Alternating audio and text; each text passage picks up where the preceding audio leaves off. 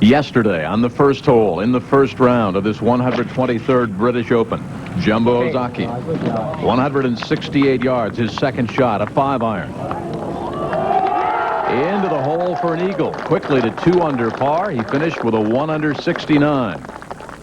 Fellow countryman from Japan, Hiroshi Goda, second shot at 14, 180 yards. Again a 5-iron.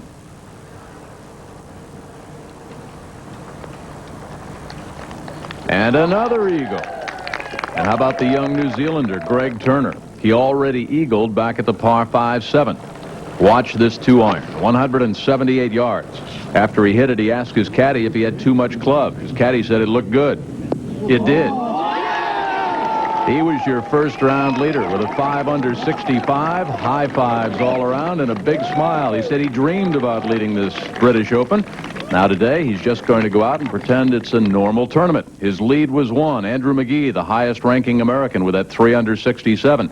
John Daly, the former PGA champion, started off today 3 shots off the lead, along with Tom Watson, who has won this tournament 5 times.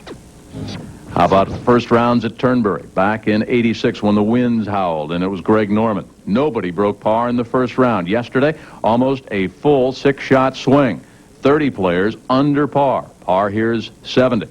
So you can see what a difference the weather makes. We did have some rain, but we didn't have the wind coming in. John Daly, what a front side he had today. Got off to a very, very fast start, and this was his birdie putt at number 9 to go to 5 under. 3 under on the front side, another 32. He had a 32 yesterday. But Daly then triple bogeyed the 10th hole, and then out at number 11, this is a par 3, 179 yards. That was his birdie putt. But remember, he just had a triple bogey back at 10, so he's still seeing red. Doesn't take much time. Mark Rolfing talked about it yesterday. Maybe he'd be a better putter if he would take a little bit more time. This for his par at 11. Coming off the triple bogey. And he doesn't take much time with his bogey effort. So a double bogey at 11, a triple bogey at 10, and John Daly's even over the last 2 holes. Incredible. Greg Turner, meanwhile, out at number 4 to go to 6 under par, curling from his right to his left, and another smile for the Kiwi. Number 6, a par 3, playing today to 223 yards. Turner in the lead. He's won twice on the European circuit in 8 years. So he'll have a birdie try at 8 feet to go to 7 under par. Very calm and composed. You can see the sun is out early in the morning.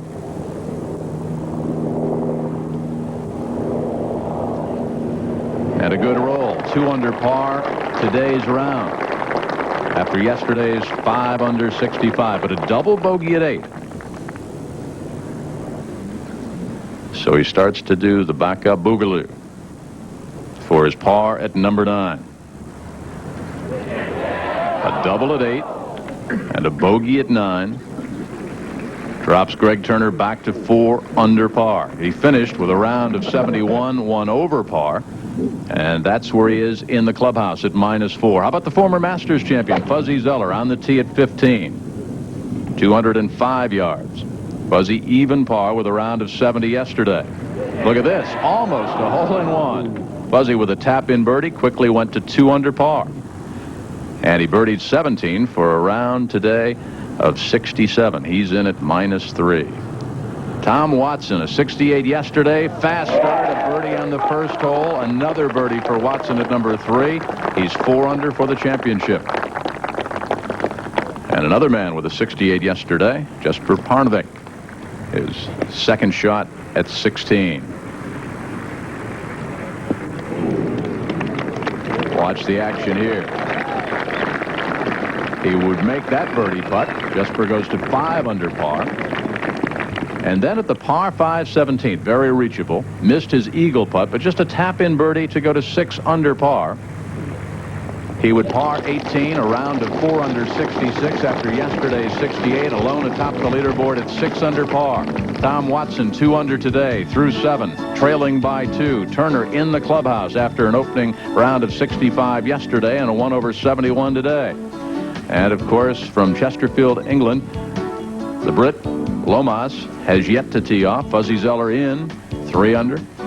Peters Sr. Davis Love has finished up at 2 under par.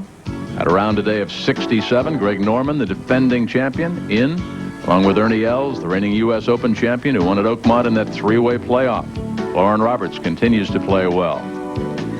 Ben Crenshaw, even pars, yet to tee off. Tom Kite finished up at 18 earlier, in at even par. And John Daly, incredible, in the space of about 10 minutes, he threw away 5 shots. Nick Faldo fighting back to make the cut. The only British Open he missed the cut in, his very first. He'll be around for Saturday and Sunday. And, of course, Lee Janzen, former U.S. Open champion. And Lee Trevino, even par. He'll be teeing off a little bit later on. Phil Mickelson struggling. He will not be around on Saturday or Sunday. Golf Club of St. Andrews, Scotland, welcome you to our live second-round coverage of this 123rd British Open Golf Championship. You land in London, and it's about a commuter flight, kind of like going from New York to Boston, up to Scotland. You land at Glasgow, and then you drive down the craggy and rocky coast to Turnberry, the rolling farmlands of Carrick to the east and the majestic peaks of the Isle of Arran to the west. And you get to the 9th hole, called Bruce's Castle, one of the most stirring tee shots in all of golf, with Turnberry's emblematic lighthouse off to the left across the Firth of Clyde. 8 of the first 11 holes run alongside or over the windswept sands of Turnberry Bay. And with the weather today, it will be a crosswind, the breeze blowing in from the west. Narrow fairways, punishing bunkers, rough like only a links course can design. And oh yes, the wee burn. That's the green at 16. But look what happens if you're short. It rolls back there into the wee burn, aptly named. That's exactly what happened to Payne Stewart's ball yesterday that took him right out of this championship. Weather always a story when you come over to Scotland. The temperature is up. The breeze is down from yesterday. The forecast partly cloudy. Sun is out right now. And the forecast for the weekend spectacular. A freshening breeze coming in. And that means lots of great scoring. So as we welcome you to our live 5-hour extravaganza, hi again, everybody, and don't go away. Let's talk, of course, about Tom Watson, the man that is 44 years of age, that has won this championship 5 times. Only one man, that's the legendary Harry Barton, has won this championship more times, 6. Tom Watson, of course, would like to tie that record. And after he shot that 68 yesterday, Tom said, well, I'm right on track to win. I might not have to play much better, but I might not have to score any better, but I could play a little bit better, was what Tom was saying. I can tell you this about Tom Watson: if he goes on and wins Saturday and Sunday, of course, we'll have final round coverage on ABC. If Watson were to win, he's going to cost the bookies a lot of money because he was listed at 33-1. So they're sweating out Tom Watson's performance here over the last 2.5 rounds. Right now, he's only 2 shots off the lead. Watson, 2 under par through 7 today. Featured pairings that we'll be showing you today: David Frost with Tom Watson. They are off and through 7. Lauren Roberts, of course, won for the very first time this year. He went off at 2:15 British summertime. Tom Lehman had that great Masters, paired with Dr. Gil Morgan. They went off at 12:40 local time. Jose Maria Olazabal and Andrew McGee. Andy had that 67 yesterday. Bob Charles will defend next week in the British Senior Open.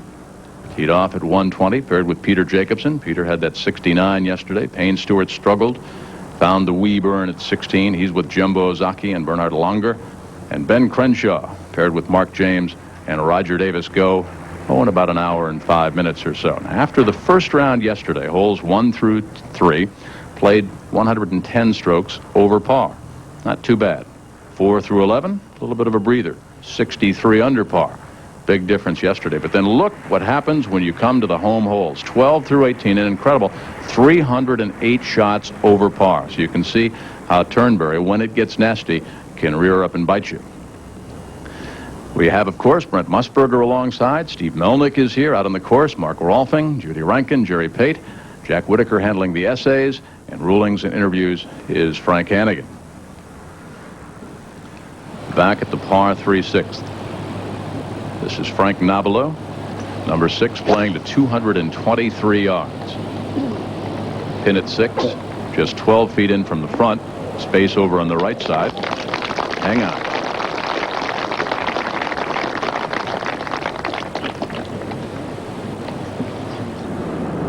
Back at 1. Thomas for his par. He was in all kind of trouble starting out today. Missed the green, missed the tee shot. And a good save, still at 4 under. Turner's in at -4. Greg with that round of 71. Watson now with a birdie out at number 8, so he's 3 under on the front side, Tom is, and trailing by just a single shot. Buzzy in after that good round today at 3 under. This year's Masters champion, Jose Maria Olazabal.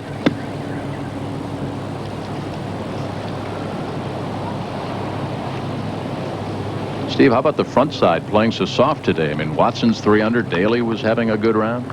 Wind not as strong today, Jim, but it's surprisingly blowing across the golf course, whereas yesterday it blew up and down the course. Olazabal faces a left to right crosswind here at the long par 3 6th.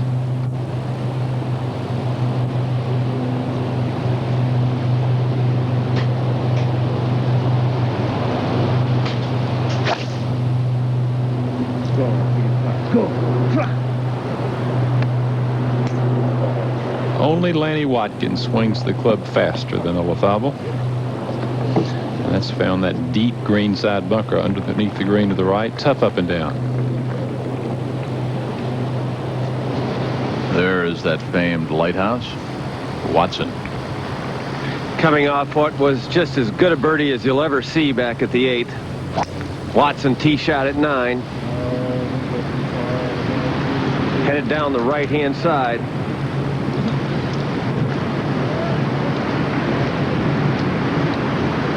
Into the gallery and under the ropes and beyond. Locking your good target. Andrew McGee back at 6.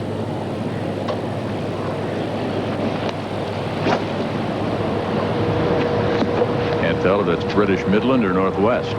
Andrew McGee made an interesting statement. He said, forget about all these foreign players and the alleged domination. I'm not here representing the United States. I'm representing Andrew McGee. And he was born in Paris. He's played well here. He's had a 6th place finish in this championship.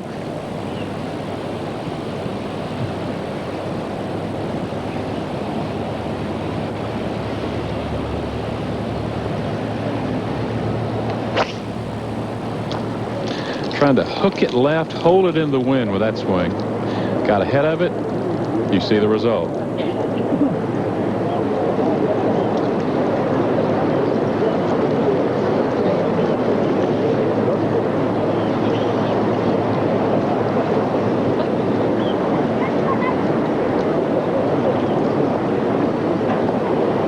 Jesper Parnevik with that 4 under 66, leading Watson by 1. Tom is 3 under on the front side. Frank with our leader.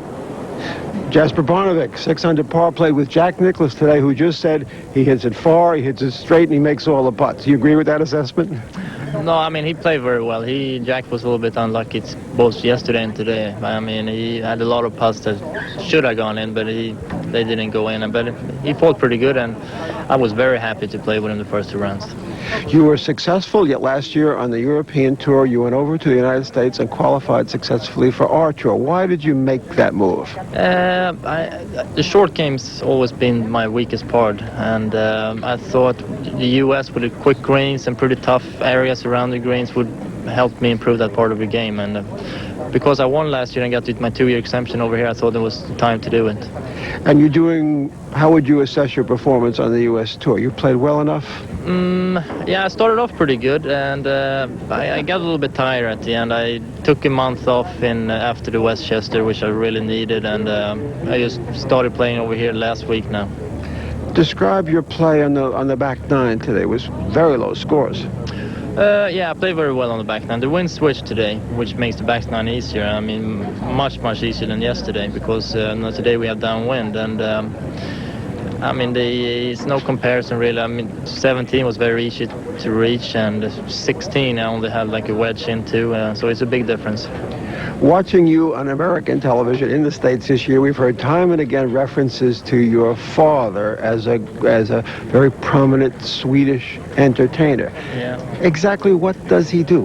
He's an impersonator. He impersonates famous people, mostly famous Swedes. But I mean, he does a lot of the U.S. presidents and so on.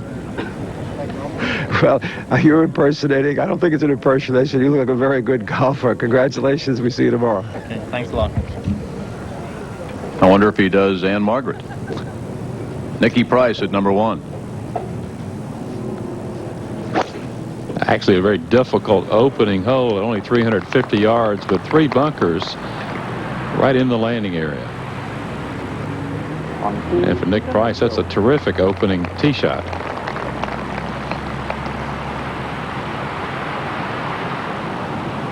Played well at Lytham, only to come up a stroke short of Ballesteros. Peter Mitchell paired with Nick Price. Day's best round today, to give you an idea of how soft the scoring has been, a 6 under 64 by Mark Brooks. He's in at 2 under.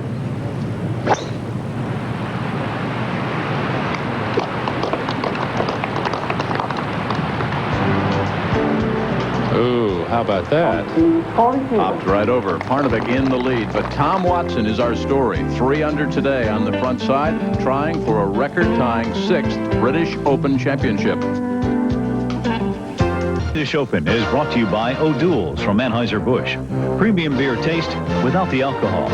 By Bridgestone Sports and Precip EV Extra Spin, the 2-piece ball played by Nick Price and Ray Floyd. And by the Prudential. Peace of mind. It comes with every piece of the rock.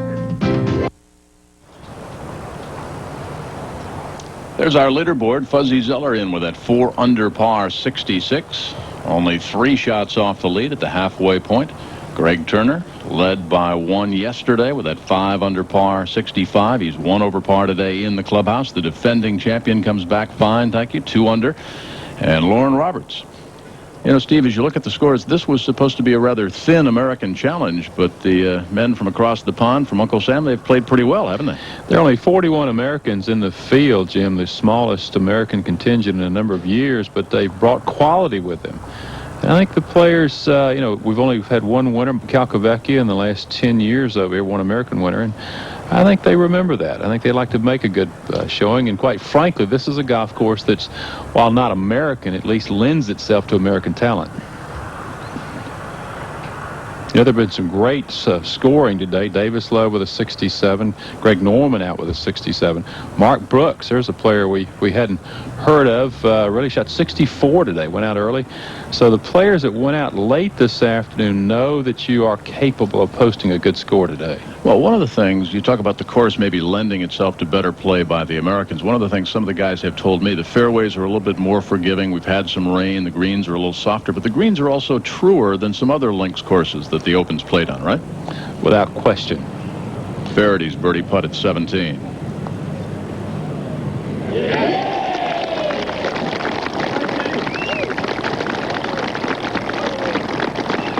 So Feherty, the Northern Irishman who played in the States, played 13 events on the PGA Tour early this year. That's the first hole on the left, second in the middle, third to the right. Yesterday, as the graphic shows you, all of the upwind holes played difficult. The downwind holes obviously played much easier. Look at the narrowness of the fairways. If you take that width of cut at about 10 feet, you get some idea of just how narrow they are.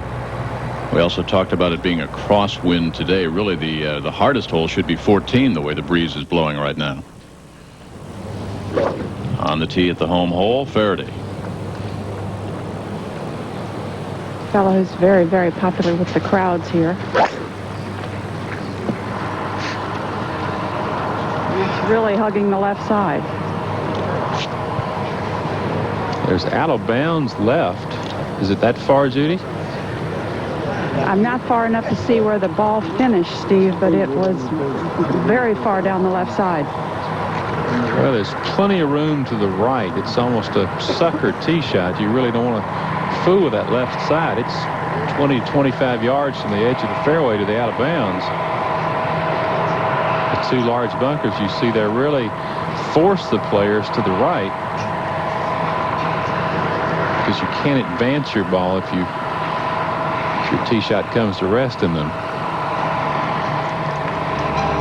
Tom Watson 3 under par after 8, 5 under for the championship, 1 off the lead. Fuzzy Zeller, he trails by just 3. Peter Sr., he's 3 shots back. A lot of golf to go in his second round. Greg Norman, the defending champion, in with a 3 under 67. Tom Watson to tie for the lead at 9. From about 35 feet back down the hill at the 9th.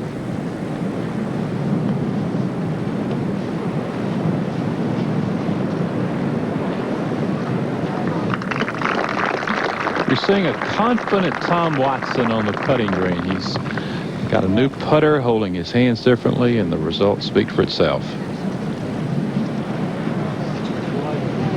Now live with Frost. He's putting from the front edge. Rather quick putt. The wind is right behind him. And Steve, one of the things that I really think has helped Tom Watson this week has been the speed of the greens. Actually only medium speed. There's no putts you're really afraid of, and I think that's going to be in Tom Watson's favor. Out at number 11, Tamare. 11 playing 179 downwind.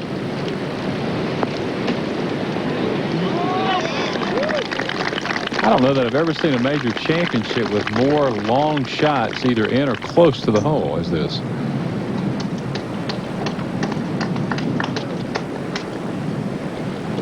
Paired with Watson and Frost, here's Curry. This is his birdie putt. Paul Curry at 5 over par now has just looked at the leaderboard back here and seen Parnevik's score. With the 10-shot rule in effect, he would at least have to get to 4 over probably to make it.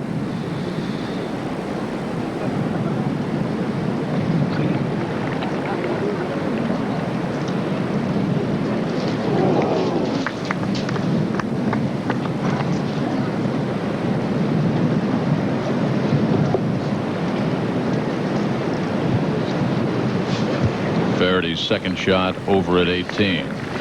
Well, the ball from the tee apparently avoided the on the left, jumped right over the top. It's in the rough, but a reasonably good lie. 163 yards back to the hole. Very stiff breeze at his back. Oh, dear.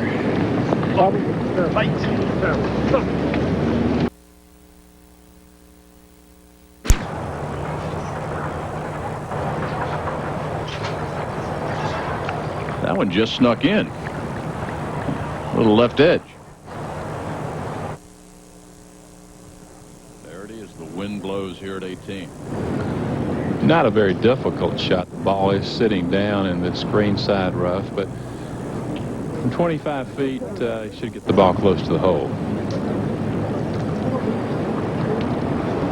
Putter let him down just a little bit at the end of this round. He missed a reasonable putt for a par at 15, had a very good birdie opportunity at 16 and did not make it, and then you saw the good one he made at 17. Needs to get this up and down.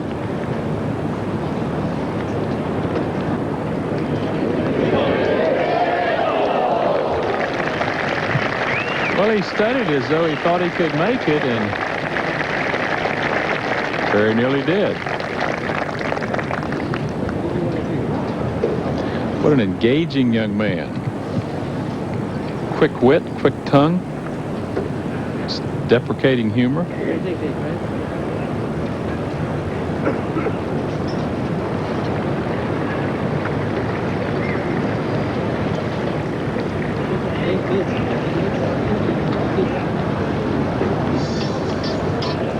A look high overhead here at Turnberry. Just off the Firth of Clyde, the brand new clubhouse. In the lead, One of the most dramatic tee shots in all of golf as the tee shot is played over this craggy bluff up to this hogback fairway. It actually rolls off right and left, a very difficult driving hole. Downwind today, the players will be left with anywhere from 5 to an 8-iron second shot to this bunkerless green, which rolls at all the edges. Flagstick today is actually in the front part, which is the more difficult of the pin placements.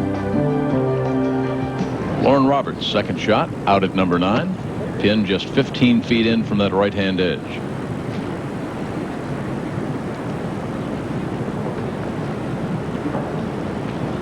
Feherty tapped in at 18 for his par. Lauren Roberts, good story, Steve Melnick. I mean, he tried to qualify for the British Open at Muirfield back in 1980, but missed and never thought about coming back until this year when he was exempt. Well, when you're not exempt, Jim, you think it takes 2, maybe 3 weeks away from the regular tour, and sometimes you feel like you can't afford that luxury. And Lauren Roberts now has the best record of any player in golf in the majors in 1994. Lost out, of course, at Oakmont in that 3-way playoff. Ernie Els.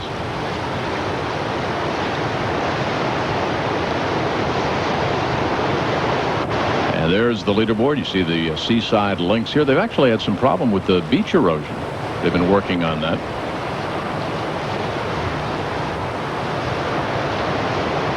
Well, a man that was out there walking with John Daly and saw him lose an incredible 5 shots in 10 minutes. Brent Musburger, welcome. Yeah, thank you, Jim. It really was a most incredible game to be around. First of all, Barry Lane with a hole-in-one back on the 4th hole. And I must tell you that John Daly was as impressive as I have ever seen him through 9 holes. And then suddenly on the 10th, after a brilliant birdie, he turned his tee shot over into the cliffs, down in the grass. Half of Scotland was helping John try to find the ball. Vijay Singh suggested to me that it was probably trampled down. We never did find it. It was a lateral hazard. He went back, drew a line, put his next shot in front of the green, did Daly, then couldn't get up and down to save a bogey, wound up with a triple bogey there, and his heart sank. He hit the par 3 and then proceeded to 4-putt, which you showed in the opening. I must say that everyone suggested to me that he should have marked his ball after missing his par putt. He stepped over to avoid a line and rushed the next putt across, and then it was all over. It was simply a 5. Had he marked his putt there and taken a little bit of time, he was never quite the same after that. He bogeyed again. He did birdie 17. And I must say I feel badly for John, because I don't think I've ever seen him concentrate any more on a championship than he was on the front 9. Steve, it was a stunning turnaround. Vijay Singh at the same time was a good friend of his. I mean, there was good companionship out there. Vijay had to steady himself. He was playing, he was ragged around the edges. He finally wound up 2 under for the championship, and he could play well for this weekend. It was incredible to watch. The Scottish fans are very much in John Daly's corner.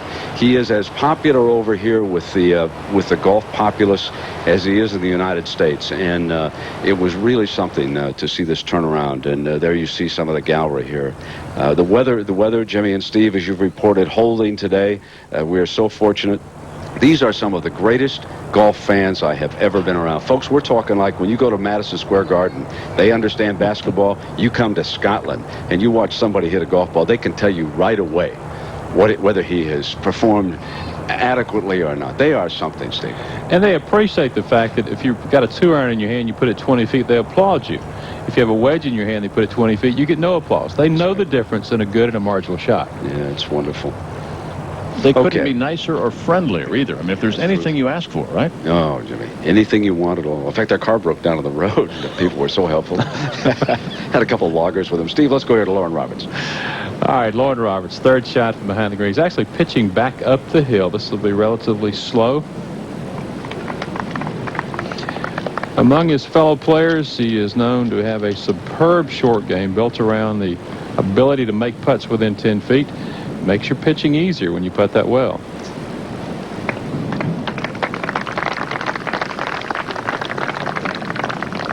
'17th hole, and it has certainly been a birdie opportunity here for the 2 days. It is the only par 5 on the backside. Tough to reach it with the breeze, and here is young Watts, who's playing well today. A surprise to some here in Europe, but we remember in the States as a former NCAA champion from Oklahoma State, now playing the Asian Tour, where he's won twice this year.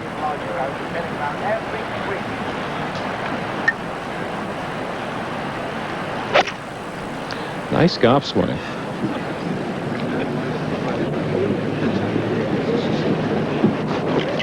Well, that'll find the greenside bunker here, but not a tough up and down. It's amazing how good the players are today at getting up and down from these pot bunkers. Steve, I remember in the old days when this was such a treacherous place to be, but we watched them time after time get up and down. Now let's go to Lomas. He helped light up our scoreboard early yesterday. Is just underway here with his second round. Lomas, the young Englishman, and 2 behind Parnevik right now, who is our leader. David Feherty. And Frank Hannigan, I know you must ask him about his qualifying, especially his second round. Let's go to Frank. You are one of the people that had to endure qualifying to get into this championship. Describe that experience. Oh, qualifying for well, for any major championship or the U.S. Tour School or anything like that, it's just not a pleasant experience at all. No, particularly when you start with 73, which I did. And what did you do on the second day? Well, I was 10 better, which is nice. I only needed to be 9 better, but I went 1 more. Now, our audience should know you opted to leave what was a very successful career on the European Tour and go over and play in the United States this year. A, why did you do it? And B, how are you doing? Well, as you say, I've opted to change my successful career for what has been an extremely unsuccessful one so far. However, I'm playing great. I've changed a lot of things in my swing with Mike Abbott at the Four Seasons, the sports club in Dallas, and he's been a tremendous help to me. And I've now started to play a great deal better towards the middle of the season. So I hope to play a lot better. I'm going back, and I'll be playing in Boston next week. I hope to play a lot better the second half of the season.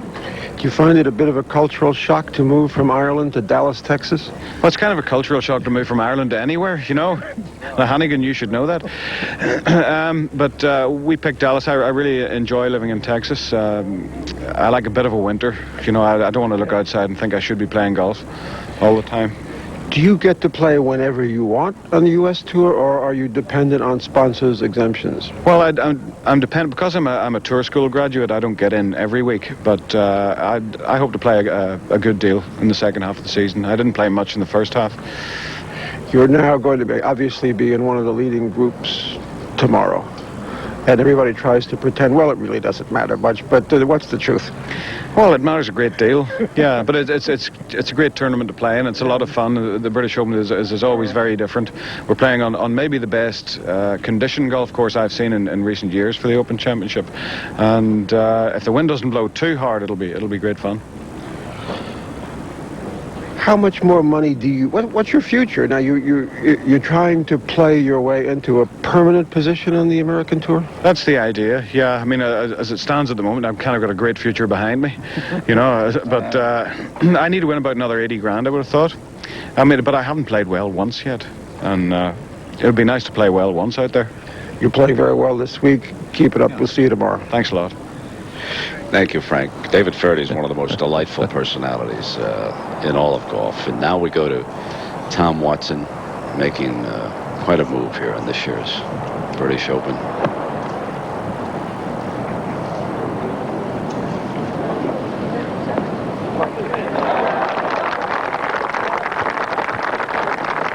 He's doing it all well. He's driving the ball well, playing his irons crisply and putting beautifully. Here's Watts now for the greenside bunker at the par 5 17th. He's going to leave this one a little short, maybe. Not a good shot. Took a lot of sand. These are great bunkers here. There's more dirt than it is sand, and a good bunker player likes this. This is Lauren Roberts. This for par at 9. So it is Lauren Roberts. Lost a U.S. Open Championship in a playoff, but he's on the leaderboard here at the British Open at Turnberry, and we'll continue on ESPN. Back at Turnberry, the second round, cut-down day, everyone's sort of positioning themselves. And when you look at the leaderboard, it doesn't strike fear in the heart of a competitor. I'm not saying that to demean anyone who's up at the top, but so far, Greg Norman, Nick Faldo, Ernie Els, Bernhard Langer, Nick Price, they did not immediately climb to the top of the first page. And so Tom Watson has to feel very confident about his ability here this weekend. Now it is Watts. This is his 4th on the par 5. He was once a teammate of Scott Verplank down in Stillwater, Oklahoma, the site of Oklahoma State. And here's Brian.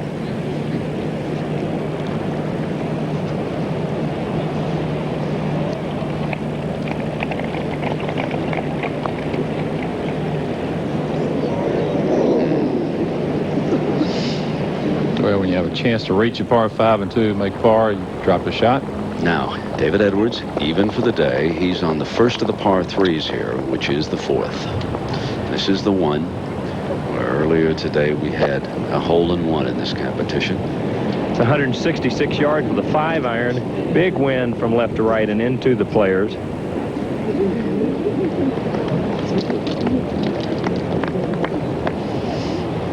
Now it's Jerry, it's Lomas. Lomas also with a 5-iron. This young man really has a solid golf swing. Keeps the ball well in control.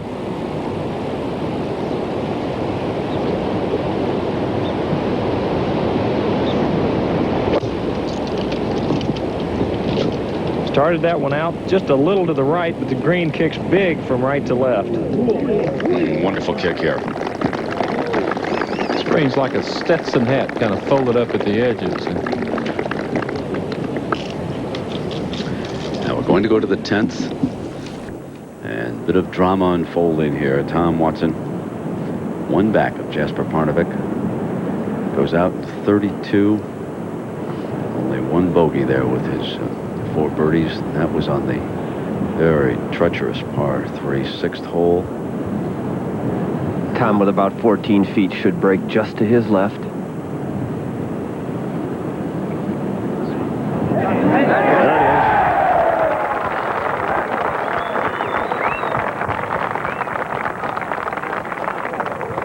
A little bounce in his step. You haven't seen that in a few years.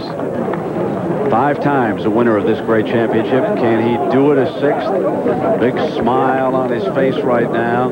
His game is ideally suited here to Turnberry. As Steve has told you, the ball flight moves right to left. The one big question for Tom Watson, will the putter hold up now for the next 2.5 days, especially on those 5- and 6-footers when they start to mean so much? It becomes so treacherous, becomes a mental game, doesn't it? Now the U.S. Amateur Champion played well yesterday, Steve. Here's John Harris. We watched him in the Walker Cup last year at Interlaken. Watched him win the Amateur in Houston. Got a good golf swing. That's right here, though. It's way right. A left to right crosswind is the bane of all right-handed golfers, particularly when you're not hitting it well.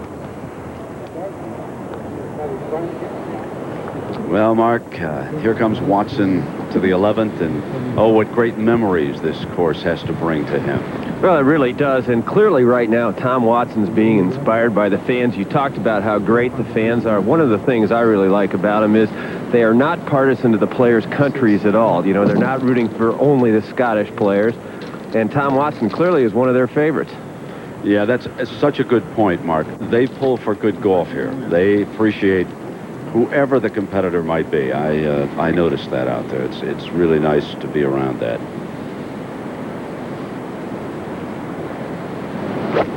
This shot is straight downwind today at 11. Probably a 7-iron for Tom, maybe even an 8.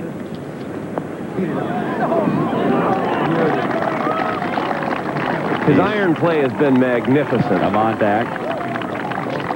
Come on back, giving him still another birdie opportunity and a chance to rush into the lead. And oh, how that would excite the American golf fan if Tom Watson could make a charge for another one. And down in the craggy rocks, there's one of the great Scottish heroes. Now, folks, let your imagination drift a little bit. There is the great Robert the Bruce. You see the nose and the inset eyes. He's looking out at sea, guardian of this great nation. No one shall invade these shores. You go back, you know, Steve, and you study Scottish history. Some great warriors came out of this country. They paid a severe price in a lot of wars throughout the centuries, Scottish people. Now David Frost, who's playing alongside with Watson, Mark. Coming off a big par at 10, he 2-putted. His second putt, though, was about a 20-footer.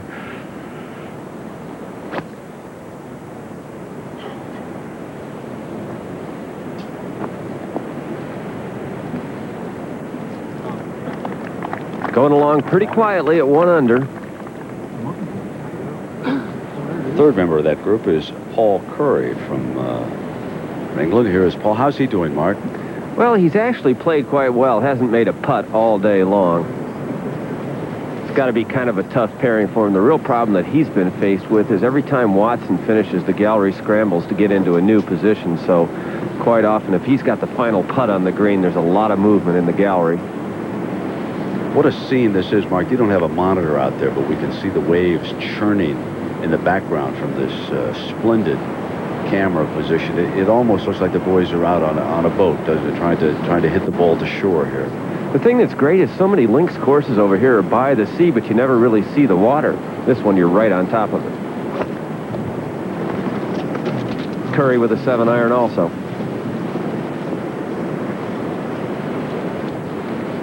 Just off to the side.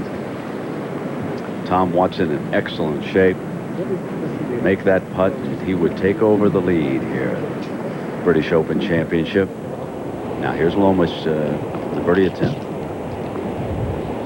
About 5 feet, and what a beautiful stroke.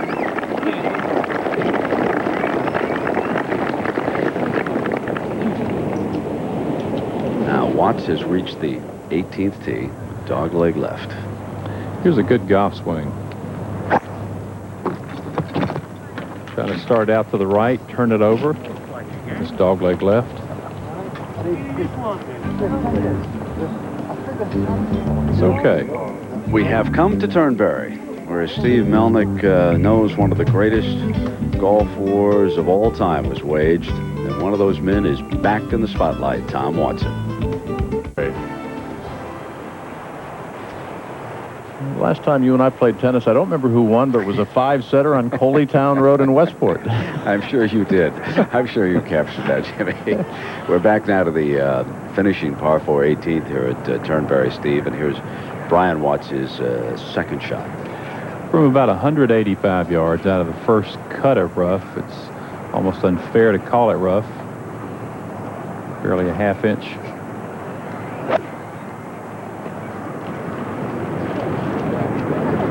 Just to give you a little more background on his performance on the Japanese tour, and that's a treacherous lie there alongside that green, isn't it? Watts has won twice on that tour this year. His last victory was 2 weeks ago.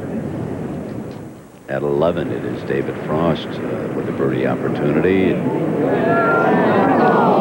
Just leaving it short.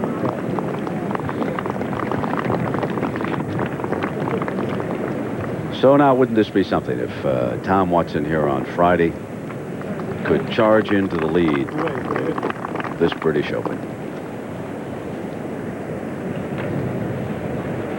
Watson's got a putt of about 5 feet down the hill. I believe Paul Curry's going to go ahead and go first here. He played his second from the long rough behind the green. Tom's putt is not an easy putt to read, though. I went around and looked from the back side of it, and it's kind of a downhill putt. Really doesn't look like much break, but as much wind as there is out here right now, the wind may actually blow the ball to his left.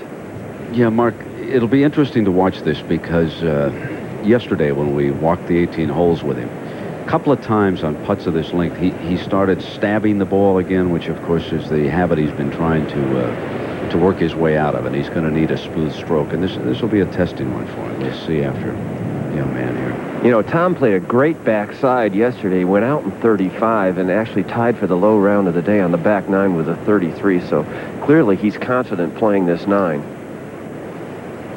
Here's Curry for a par.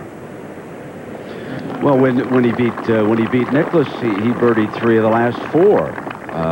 Wasn't that how he pulled it off? I'm sure he did. He birdied 17 and 18, I know for sure, and I think he got a 2 on 15 if I recall that day. From off the green. And then parred 16, and so certainly he feels a surge of confidence. This is a site of a huge triumph in golf. He's credited his success in putting this week to Lee Trevino. They went to Ireland last weekend and played a couple of rounds at Ballybunion. Lee helped him with his putting. Let's watch this stroke now.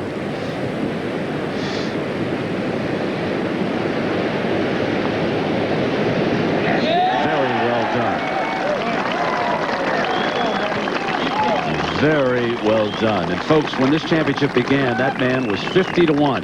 He posted a 65 in a practice round with Jack Nicklaus, and the bookies said, oops, and they made him 33-1. But aren't those lucky who got in at 50-1? Now, Bernhard Longer, how's he doing here, Steve? Well, Bernhard is a person that ought to win this championship. He has played well a number of times. Obviously, has won 2 Masters, but the Open Championship has escaped him thus far. Shot of about 145 yards into the wind. Sit down. Very right. This crosswind today will make it difficult for players to play some crisp iron shots, but that's obviously a good one there.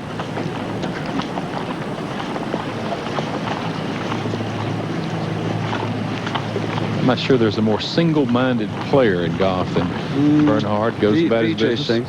May perhaps. Ozaki played just before longer. Let's watch that on tape. Well, he made 2 here yesterday.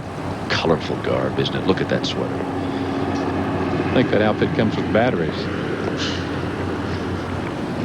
He was expecting the fog today. Wanted to be seen.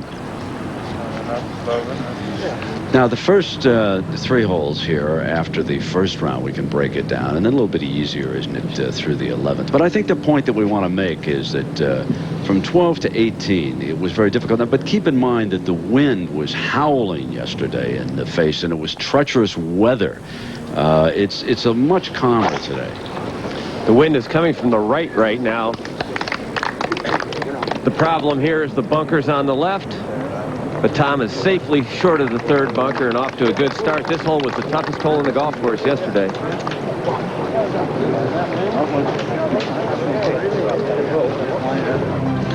Well, at 448 yards, it was a bear, as Mark said yesterday, as it played right back into the wind. There's 3 bunkers left, protected anything that wayward that way. And then the second shot yesterday was a long iron into the wind. Today, a little bit shorter.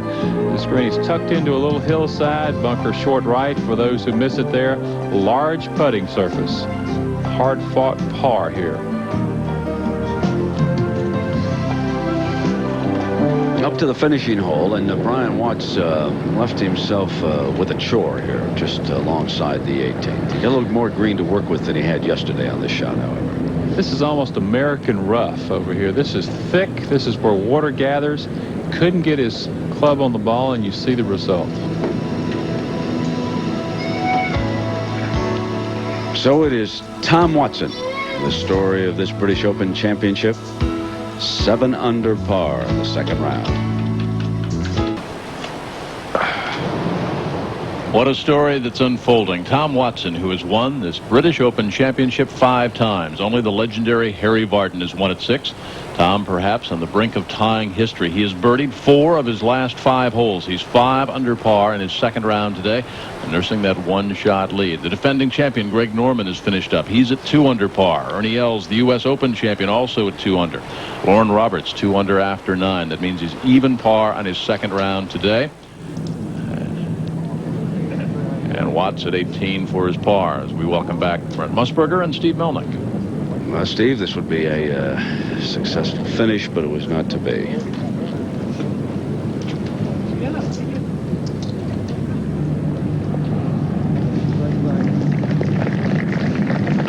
Still in good shape at 2 under.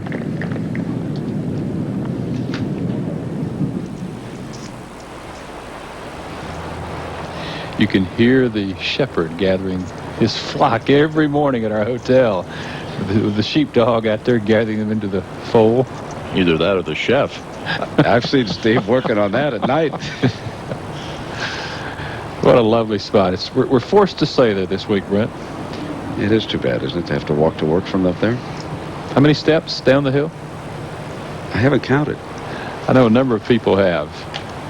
112 steps.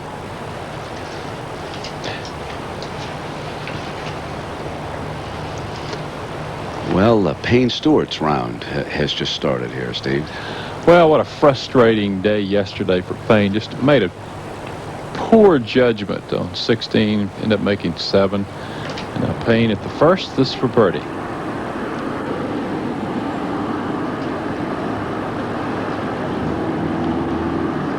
You know, what's worth another mention, Brent, is the round of Nick Faldo. Remember the episode, of course, with the lost ball yesterday, and came back with 66 today. Glad you mentioned that. Another piece of information to add to that story that I picked up from a rules official walking the course today. As Nick Faldo was coming down the 17th fairway estate, Ernie Els, who was playing with him, was alongside. Els was on the other side of the fairway, apparently off in the shorter rough. Anyway, he was conversing with Nick. As they saw a golf ball, it was Ernie Els who said, "Oh, there's Nick's ball." Said it really to no one in particular. And Ernie feels as badly about it as anyone. Now, that obviously doesn't excuse Nick from going up and checking the ball, or Fanny Sunnison, the caddy, from going up. But Els said, "I'm afraid that I may have led him a bit astray on that." We should point out, mentioning Faldo, Nick battled his way back. I still doubt that he can make a serious run at the championship, but he did shoot a 66. So he's not completely out of it at 1 over par, is he? And Davis Love, Steve, who has that incredible statistic of never having finished in the top 10 of any major championship, fashioned a 67 today and now is 2 under par. We come to this beautiful 9th tee. It probably looks more treacherous than it is, but now look at the swirling waters. The tide is coming in. Earlier today when we were out there, it was at low tide. So for an amateur, folks, you wouldn't want to take a tee ball across. For these fellas, there's a great aim point up there with a BBC tower. Not that hard a tee shot. I'm not so sure that the next one isn't more difficult for the players, but let's see what happens here. Andrew McKee. With the tide comes the wind, and the wind freshens here. Very difficult to keep the ball in play. And he has striked it down the middle. There's an aiming rock, which they have actually covered.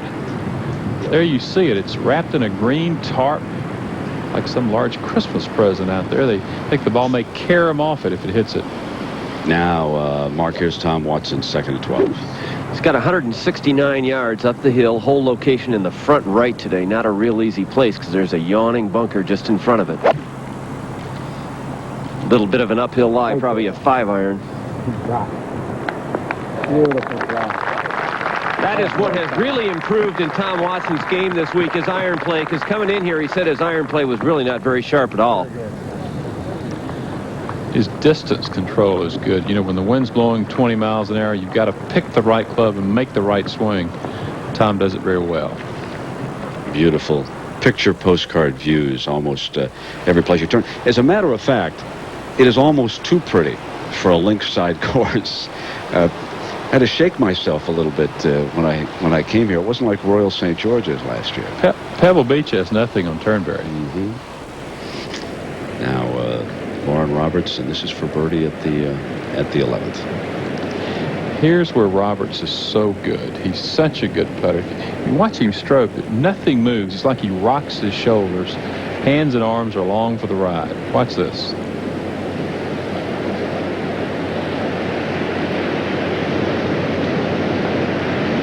How simple is that? It was simplicity itself, wasn't it, Steve? And the faster the greens, the better he'll putt with that stroke.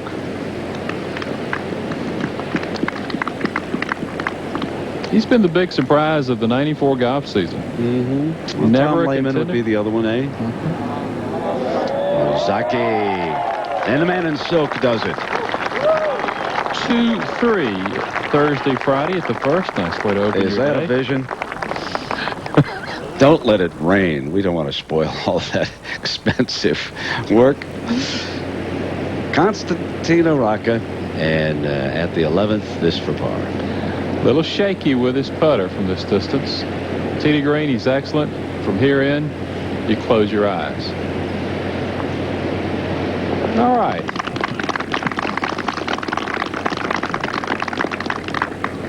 Well, Frank Hannigan has found our young man from Oklahoma State. Take it away, Frank. Brian Watts from Oklahoma State, but playing in Japan. What are you doing in Japan? I've been in Japan for just over a year, playing on the Japanese tour through winning the Asian Order of Merit last year. And you've had a lot of success this year, no? Yeah, I've had a very good year. I've won 2 tournaments and done well in a few others, so it's been a spectacular year for me. How did you get to play in the British Open if you're playing in Japan? They had 5 spots available through a 7-week money list, and I just happened to win the last tournament on that one, which bumped me up to the 4th position out of the 5. What are your plans? You going to keep on playing in Japan, or will you try to qualify for the U.S. PGA Tour? I played the tour 3 years ago, and I anticipate playing in Japan at least the 95 season at least. Now, the obvious question. What is a young man from Oklahoma, how do you deal with Japanese culture and food and language and all those kinds of things? It is very difficult. Playing 3 years in Asia definitely helped me out, learning the different foods and the different hotel rooms and the different cultures, but it's a long learning process. Are you any good with the language? Just a very little. Scotiatus. I hope that's okay. How do the Japanese gallery, what do the people think of American golfers, say, compared to American baseball players playing in Japan? I don't think they mind a bit. Like in any country, I believe they'll root for their own. But if it comes down to it, I really don't think it makes a lot of difference. The Japanese people are probably the nicest in the world. They're very honorable and very great people. Well, thank you very much for coming by. Good luck over the weekend. Thanks a bunch. Thanks a bunch. Okay, young Brian Watts for the nice round, and Mark Offing. We go back out to the adventures here of Tom Watson, who is a shot up on Parnevik. Lomas of England. So we've got the United States, Sweden, and England at the top of the leaderboard. Let's go to Mark. This is definitely a putt Tom Watson can make. It's about 22 feet. Slightly down the hill. It's going to break considerably to his right, maybe a foot or so. Once again, though, with only medium speed on the greens, he can be aggressive with it.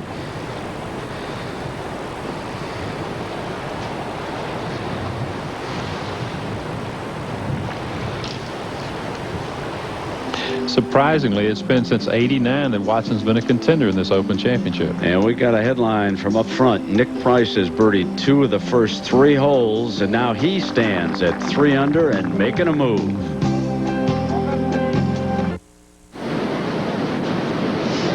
Well, now back on the par 3 11th tee. Lee Jansen, 1 under for the day, 3 over for the championship, so a bit better today than yesterday. He said he played well yesterday, just the putts didn't fit. Won at Westchester after having a really awful '94 season. Expected a lot out of himself after his win at Baltusrol. Was perhaps too tough on himself.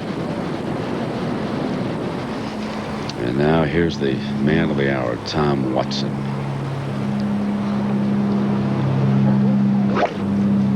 With an iron off the tee here at 13. Wind right at his back.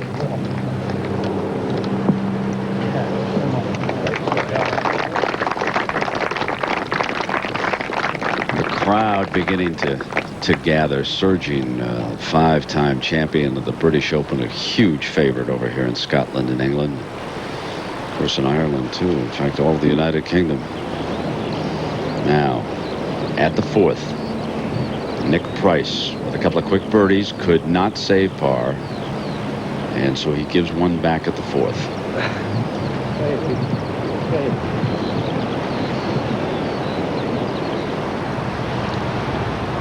Back at the 1st, here's Ben Crenshaw.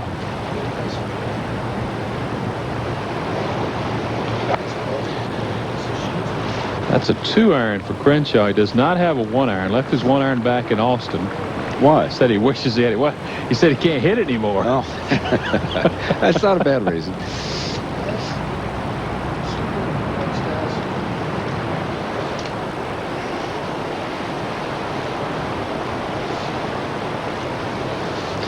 Steve, Tom Kite had a story on the foul up.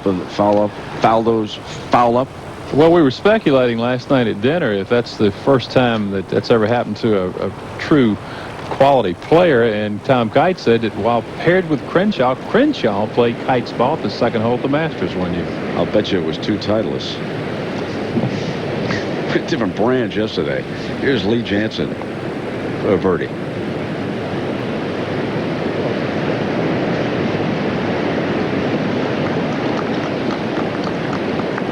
Looks a little disgusted.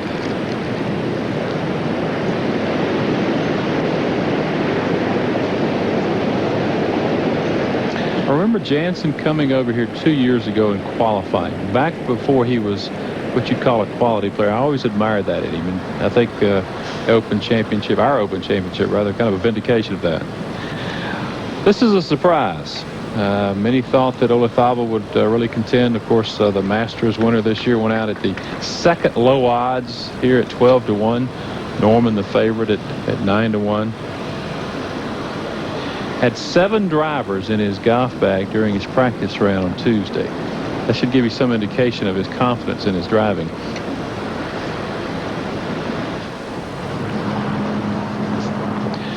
Roberts, second shot now at 12.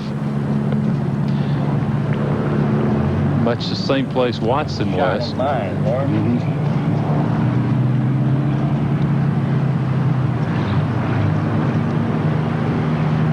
He's got to knock it down, but he can't knock it down too low with that little hill in front of him.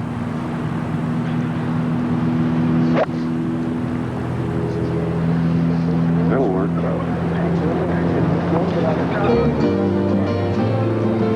So well on, but right now it is Tom Watson. 5 under for the day and 7 under for the championship. He's the leader. Jesper Parnevik in already and completed his day's work with a 66. 6 under for the championship, and now it is Tom Watson, who has won here 5 times previously, who has passed him. Lomas is trying to get up with him. He's 5 under, and here's Jerry Pate. 6th hole, playing 213 yards today. John Lomas with a 3-wood back into the wind. Likes to work the ball from left to right, and that ball started left and is not coming back.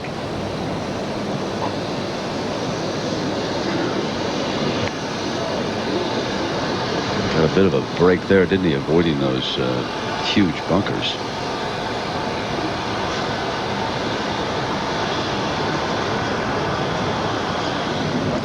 Well, here's Frank Nobilo. He did an excellent job at Oakmont. He's at the 9th, and this is for birdie. Other than a final round 76, he was in terrific shape. Ended up 9th at Oakmont after opening the rounds of 69, 71, and 68. Family owns a winery in New Zealand. And back we go to the 6th, and here's David Edwards. David Edwards also with a 3-wood. I really like the way this guy is hitting the golf ball this year. He's really hitting a lot of straight shots. He's not a big guy, less than about 5'10", but really keeps the ball on line a lot. Bogeyed 1 and birdied 3. He starts that ball right at the hole, just almost on every shot. Just a little short. Wind really blowing here in the face. Yeah, that's going to go into the bunker. In the bunker.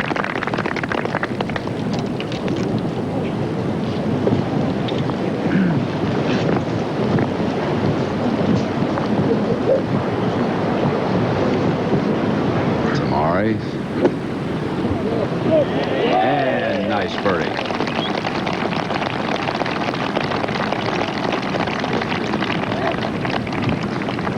Japanese players have done very well here the last couple of days. You know that, Steve? Well, they've had an excellent contingent over here.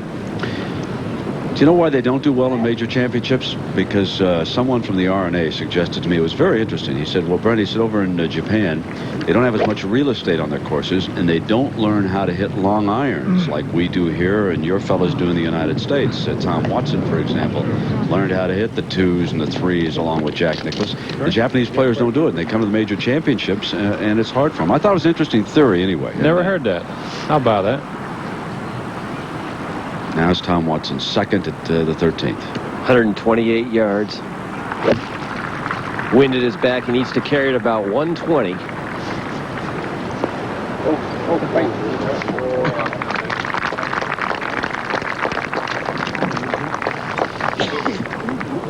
Well, it's a makeable putt for him. Putter working a little bit better for our leader, Tom Watson. 7 under for the championship.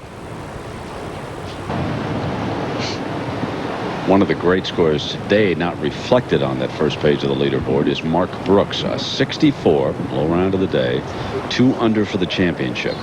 The main story, the headliner, right here, Tom Watson. And Mark, how about this birdie opportunity at 13? Tom's got about 28 feet down the hill here. It should break to his left. Even though it's downhill, it's not a real fast putt because it's right into the wind.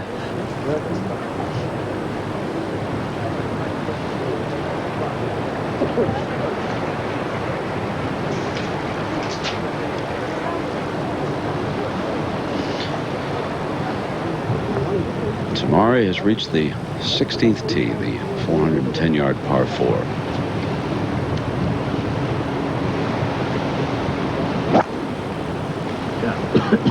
Unusual swing.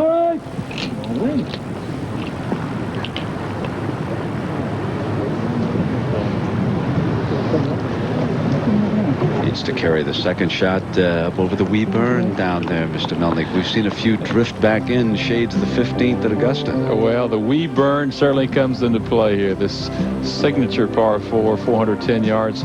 Put the tee shot in play, not too tough. What is tough, the second, as the ground drops away short and right of the screen. The burn yesterday captured Payne Stewart, made triple bogey 7. A lot of mistakes made by these good players. There you see it, the flagstick on the front of the green. You won't see many balls short of that flagstick with that daunting presence of the burn. And we go back to Tom Watson. This for par here at the 13th. You know, we have mentioned that mighty duel with Jack Nicklaus several times. In case you did not pick up Jack's score, he shot a 73 today, leaving him 5 over. He probably will not make the cut.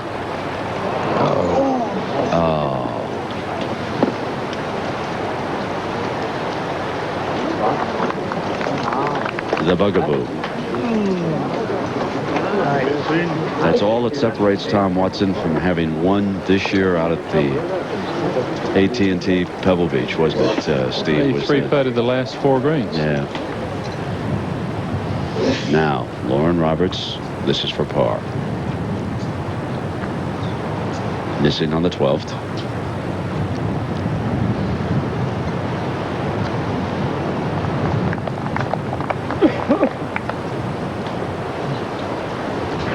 Well, Jerry, how's Lomas doing as we come back here to the 6th? Well, actually, after what I thought was a poor tee shot, he got a good break. The ball rolled down and stopped in between the bunkers. He's playing a pitching wedge, going to pitch it down the hill, and the ball should break down to his right. Very surprised he's not putting his ball. Very easy to putt off the collar from here. Takes a lot of the guesswork of distance out of it when you putt it. When you wedge it up in the air, you're just at the mercy of any kind of bounce.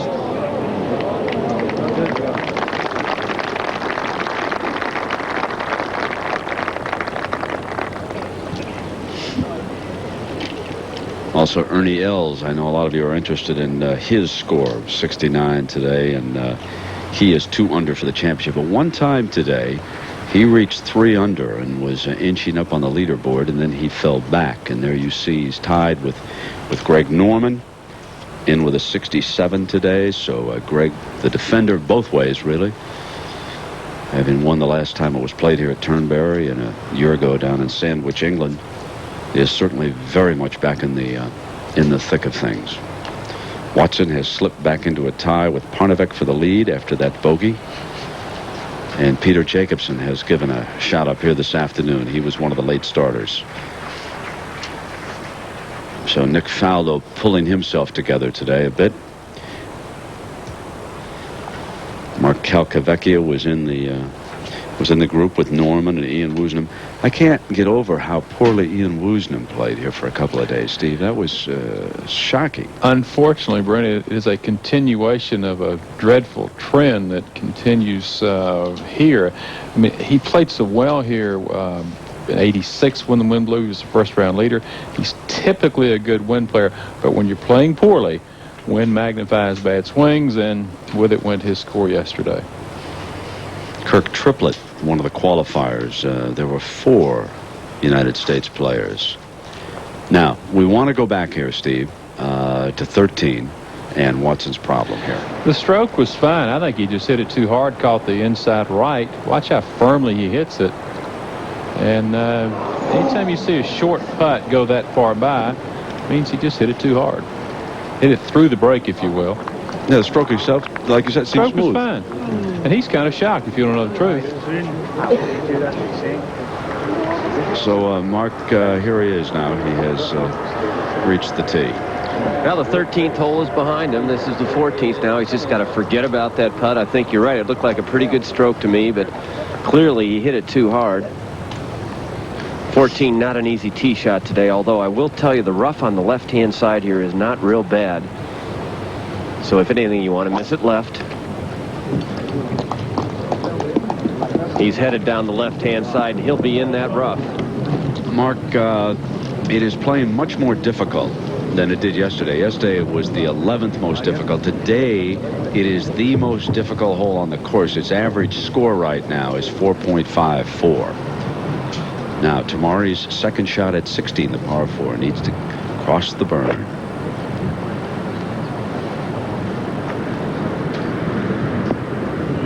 Could roll back nicely. Watch this.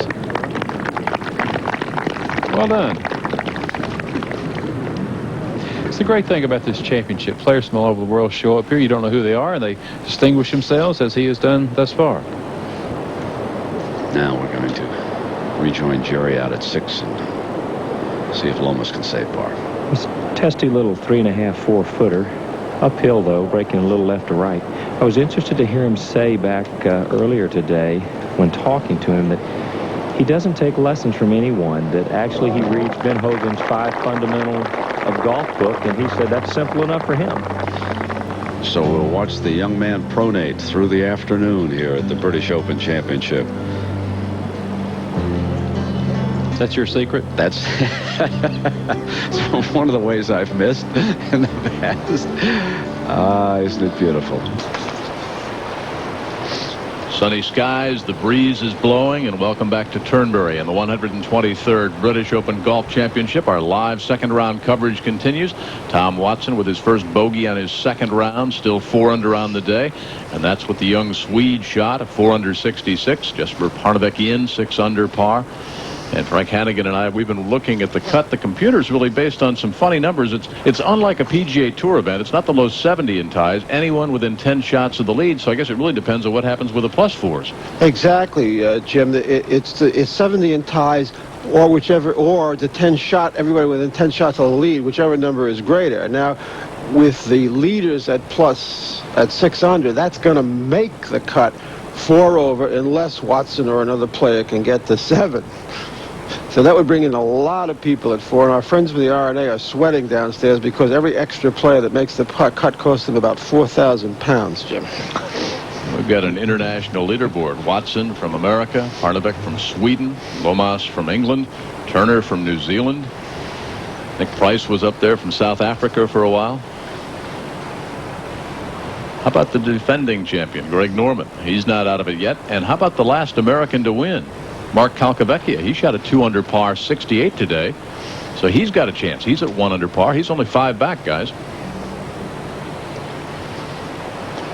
This is a golf course that favors a big hitter. This is a big hitter's course. The Masters champion may not make the cut.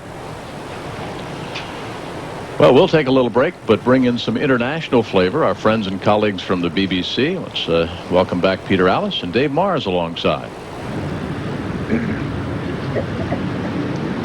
Ross McFarlane playing with Tamori, 3 over, 5 over today. And Brian Marchbank, 2 over.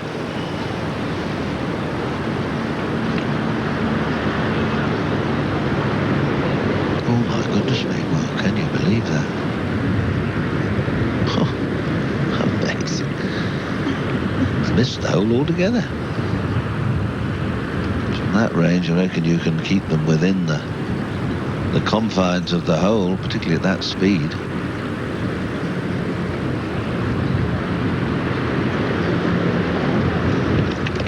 Oh, what a waste.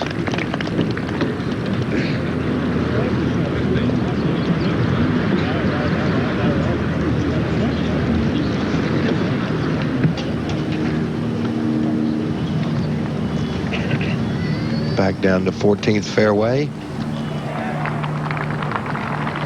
This David Frost.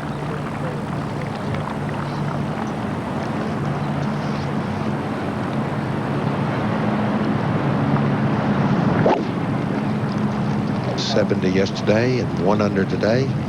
Didn't seem to like that one, and awaits. That bunker is perfectly placed. I've seen so many shots today, and of course with the wind changing, even more in play than it has been for the earlier players. Tom Watson now down the left. Slight problem here, apart from the wind. Not lying terribly well. Really struggling to get into the back of the ball there. Just squirted it up out the right-hand side. Hopefully it's not going to reach that bunker. It's very close to it, though. Very lucky there, because that was tough, though. But he played a good shot. He made sure the bunker down the left, where the other two players are, didn't come into play for him. So he's still marching on.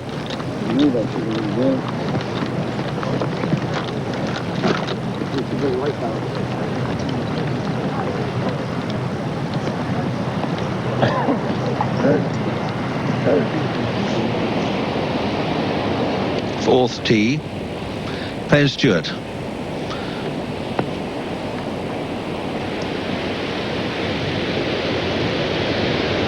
Five over, playing with Bernard Langer, who's also dropped a stroke today. 3 over, he's on the green.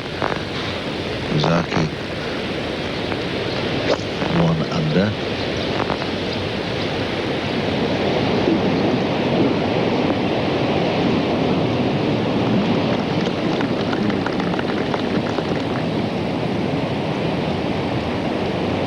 He's been really out of sorts with his game for 12 months or more.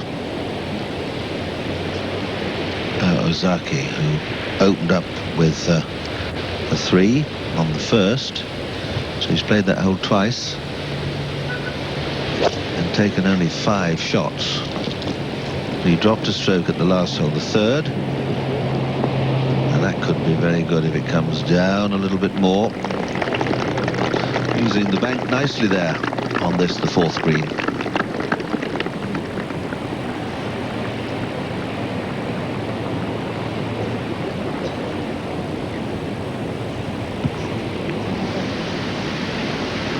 Frank Nobilo at 11, the par 3, 177 yards.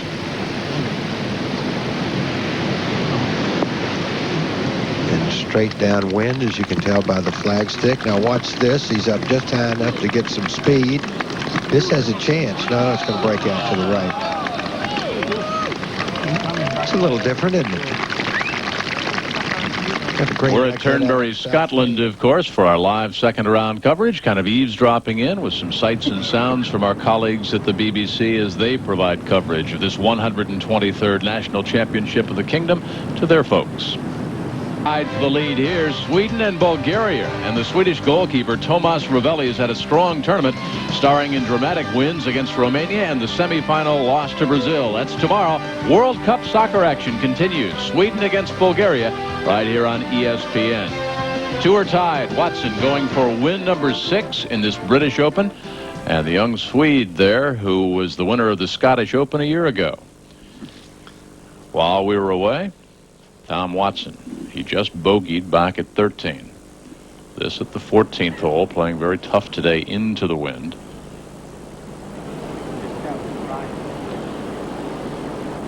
Still some work to be done. Now live with Watson. This for his par. Get in. Get in there, Watson. A great up and down at 14. Still 4 under on the day. Still tied for the lead and a little relief after his only bogey back at 13. And how about the Englishman out of Chesterfield, England? Jonathan Lomas. 1 under today, 5 under for the championship. Only 1 off the lead, hanging right in there. 14th on the European Order of Merit. Let's go back and listen in again with Peter Allis and Dave Marr. Again, some sights and sounds from our colleagues at the BBC. And he's got this not to be 6 over.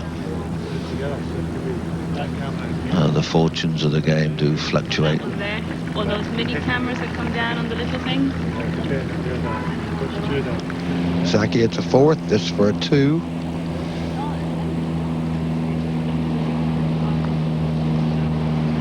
Hit it? Did he hit it? He certainly did. A good shot into the green and starts. Carries, so's to 6. 6 over.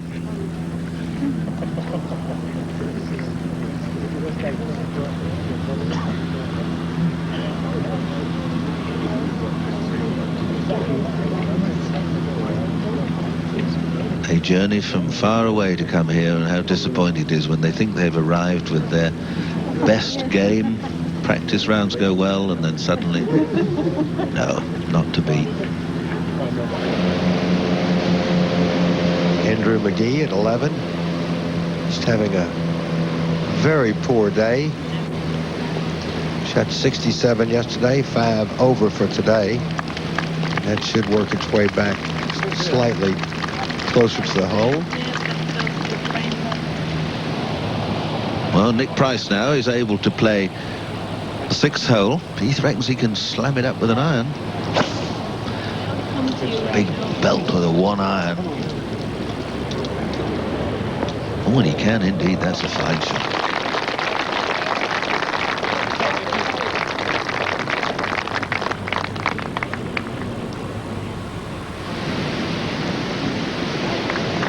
Olafable, this at 11, also in the bunker short where McGee was. And the beautiful shot by the Spaniard. Should be able to get that one. 2 over for the day, 4 over for the championship.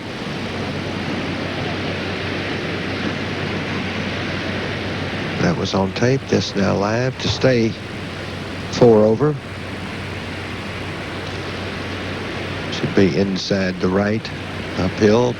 Good solid stroke. Good.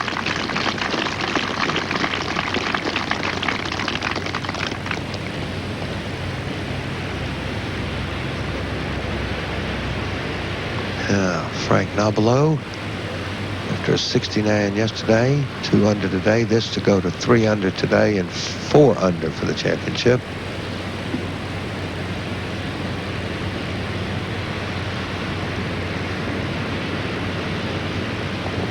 Got it. That's a very nice round going. And he played so well at the U.S. Open at Oakmont in his first U.S. Open. Very stylish swinger of a golf club. There's the 15th green. Over 200 yards and a big chasm on the right-hand side. The green slightly across as the players come from the tee. You can see it angled sort of right to left across them. There's a view from the other end, and you can see the flag fairly close to the front, just 15 yards from the front, and 8 yards in from the left side.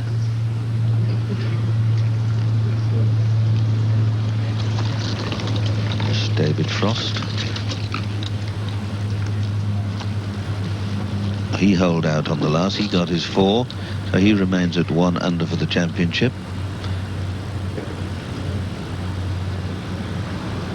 And with the grandstand behind this green, and the grandstand there you can see behind the play, it can deflect the breeze a little bit, and you can get a different feel as to where the wind is actually coming from. And then of course at the other end the wind can just alter the flow of wind through the grandstand.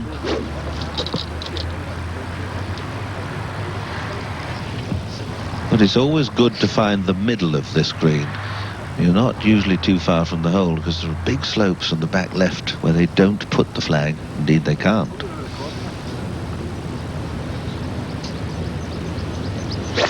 Oh dear. Got into that a bit early. Could have flown it right. I don't know whether people don't watch or whether they're not aware or they can't follow the ball or they're not used to seeing balls coming at them, but it's quite amazing how you sort of look straight at the ball as it comes to them.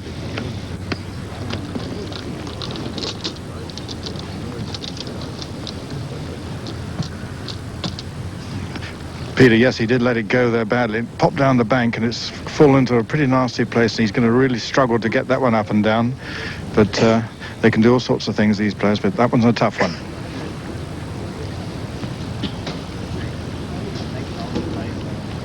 Now Watson.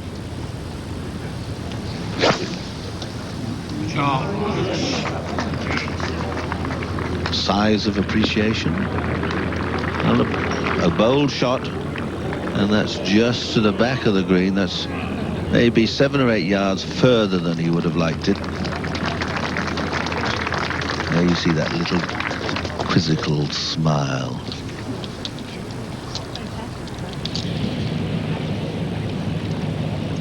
Tamori at 17. This is his third shot from well off the green with a putter. Come on. I think he'll mark that and take a little time with it after what he did moments ago. Interesting leaderboard. Tom Watson battling away, tied for the lead at 6 under par with Jesper Parnevik. 66 from him earlier today. Jonathan Lomas keeping up that very, very steady form. And Greg Turner and Frank Nobilo together at 4 under par. We've had a round of 67 from the amateur Warren Bennett from Ruislip, the 1992 British Youth Champion. That leaves him at 1 under par after 2 rounds of the championship. All amateurs who make the cut get at least a bronze medal and a silver medal if they finish as leading amateur. And Warren Bennett has certainly shown very fine form the last couple of days. In his last few weeks as an amateur, he has every intention of turning professional after the Eisenhower Trophy. But Warren Bennett, 67 today. 6-hole Nick Price coming down and across. This is a quick putt. This for a 2. He's had a couple of birdies already. This is just a little roll down the hill. You see how gently he hit that, and it looks good.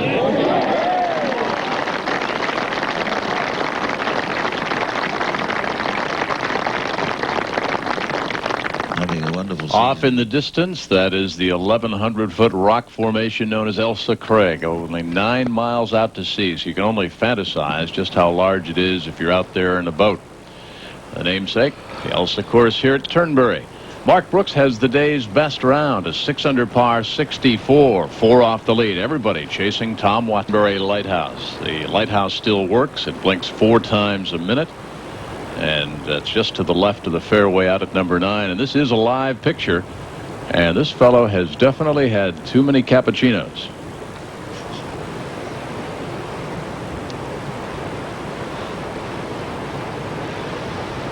He is not feeling the water temperature at all. You got to be kidding.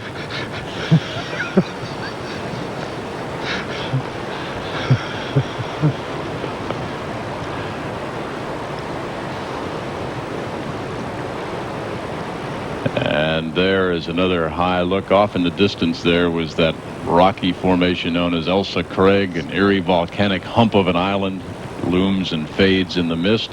The locals here say if you can see Elsa Craig, it's about to rain. If you can't, it is raining. No rain today. Lots of good golf, like Tom Watson, who's 4 under par. Jesper Parnevik in with a 4 under par 66. The defending champion, Greg Norman, is in with a 3 under par 67. He's on the leaderboard now at 2 under par. Back at the 15th with Tom Watson. Just 1 bogey today. Opened up with that 2 under 68 yesterday. Said he was in perfect position to win. Said he might be able to play a little bit better over the final 3 rounds, but he wouldn't have to score any better. Brad Faxon, 69 yesterday. He's 2 under par through 5. 4 shots off the lead. A lot of the Americans still to come. David Edwards 2 under through 7, trailing by 4 as well.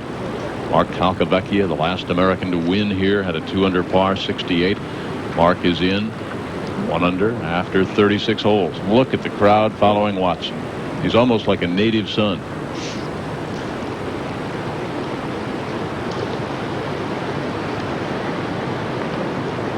From the fringe at 15.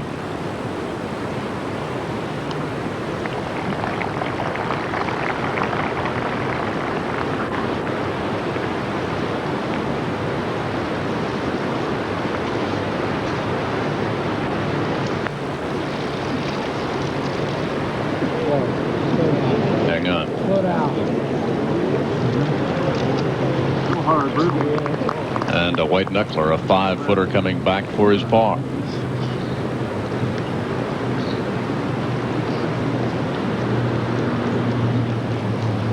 18. Terry Price for his par and a round of 64.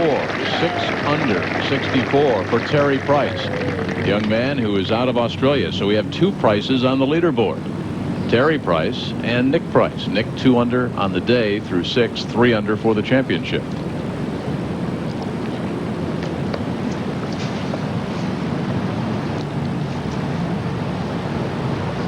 Third shot at the par 3 15th for Paul Curry, paired with Watson and Frost.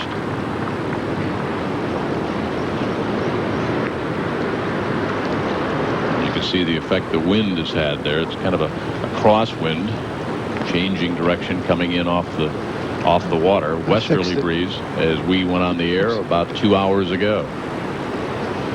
But no rain. That's the good news. It was bitingly cold yesterday. That rain slapping like pellets hitting your face in the cold. Still to come, Watson's putt for his par at 15 to stay atop the leaderboard, chasing the legendary Harry Barton, who won this championship 6 times. What a pretty sight. Our live pictures here. Second round coverage continues. On a clear day, you can see the sketchy shoreline of Northern Ireland. On the near land, the Isle of Arran, famous for its woolen knitwear, can come into sight, but that's the lighthouse. Again, it blinks 4 times an hour. Somebody said, does it go all the time? They said, just at night. Now for his par at 15. Watson to stay at 6 under.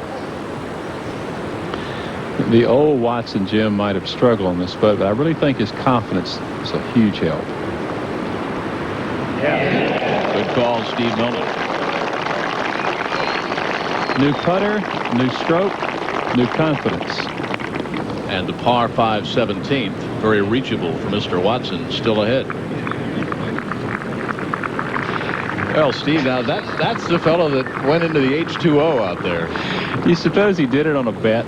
I said he's had too many cappuccinos. He did not feel the water temperature out there in the Firth and Clyde, did he? He's got some extra padding.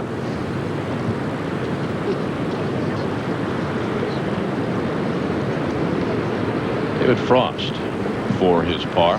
You know, Steve, there's some notables not here. Freddie Couples, Rocco Mediate with back injuries, Lonnie Watkins with a ear infection, Ray Floyd, of course, on the senior circuit. Curtis Strange pulled out last week, decided not to make the trip. Paul Azinger missing naturally. You had dinner with Tom Kite, but he had a good line the other day. He said one of the prerequisites for winning a major championship is entering. You cannot win by correspondence. More specifically, he says you got to go to the damn thing. Good putt for Frosty. Hope Paul Azinger is watching back home. I know a couple of weeks ago he was out fishing with Dave Stockton. All our best to Paul. Hope to see him back real soon. Tamari at 18, 1 under on the day, 2 under for the championship. Well, he's bringing it home nicely. 18, a good finish to this sterling 18 holes here at Turnberry. The 2 bunkers there at the inside corner of the dog leg really dictate how you play your tee shot. For most players, it's a long iron or a 3-wood out to the right. And today it's playing downwind to another bunkerless green, kind of rises out of the ground with little hillocks right and left. Today the flagstick fairly tame in the back center portion. You can see some of the people crossing right there. Actually, some of the drives with the wind blowing in off the water have been on the other side, on our side, closest to the green. Big hitters.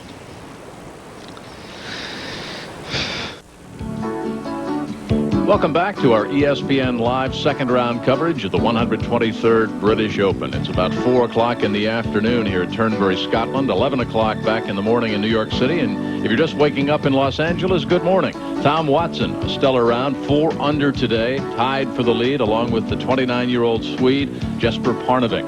Greg Norman, the defending champion, only 4 shots off the lead, along with Davis Love. Tom Lehman off to a good start after an even par round yesterday, is 1 under on his round. How about this fine showing by the amateur Warren Bennett, 1 under par through 36 holes. And you saw John Daly even par. He gave away 5 shots in 10 minutes on 2 holes. Former Masters champ Craig Stadler even par after 18. Great comeback by Nick Fallow after the lost ball episode yesterday at 17. Came back with 66 today. He's at 141. Peter Jacobson at a 1 under 69. Wayne Grady, 142, not bad. Former PGA champion, lost in a playoff to Calcavecchia for this championship 4 years ago. Mark James, 2 over after 2, getting off to a slow start. Carlos Francos, 2 over, has yet to tee off. Bernhard Longer, as we said earlier, man that should win this championship, struggling at 3 over par after just 5 holes today. Lee Jansen doing as well. Gary Player has won this championship 3 times, and he'll play next week in the British Senior Open as well. And for these players, Jim, it remains a struggle to make the cut. The low 70 in ties, and anyone within 10 strokes of the lead. Right now the lead at 6 under par. Speculation is it'll be +4 with a 10-stroke lead. If Watson gets to 7, could go to +3.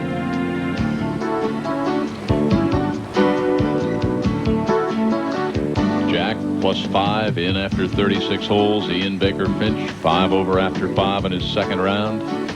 Barry Lane a hole-in-one, but it didn't help him. He finished at 5 over par. Scott Simpson, I thought he might play better here. 6 over. He's finished his 36 holes. Corey Pavin, a lot of people picked him to play well this week. Not the case. Watson thought Lee Trevino could be a factor this week, but Lee must not be making the short putts.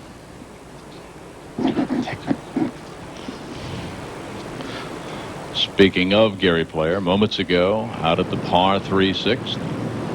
Look at on his knees. You got to be in pretty good shape just to hit this shot. That's incredible. Watch your footprints. Well, the ball stayed out. That's a little unlucky. The ball rolled up into the back part of the bunker. Could not even get a stance. If he's left-handed, he plays it, but at best, he advanced it.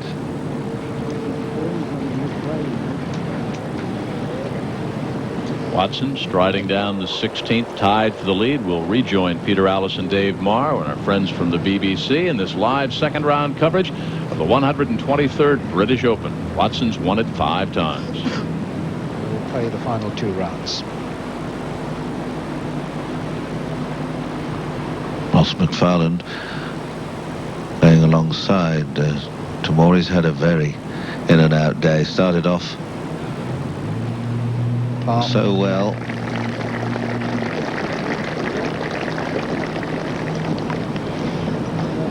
McFarland ends at 2 over.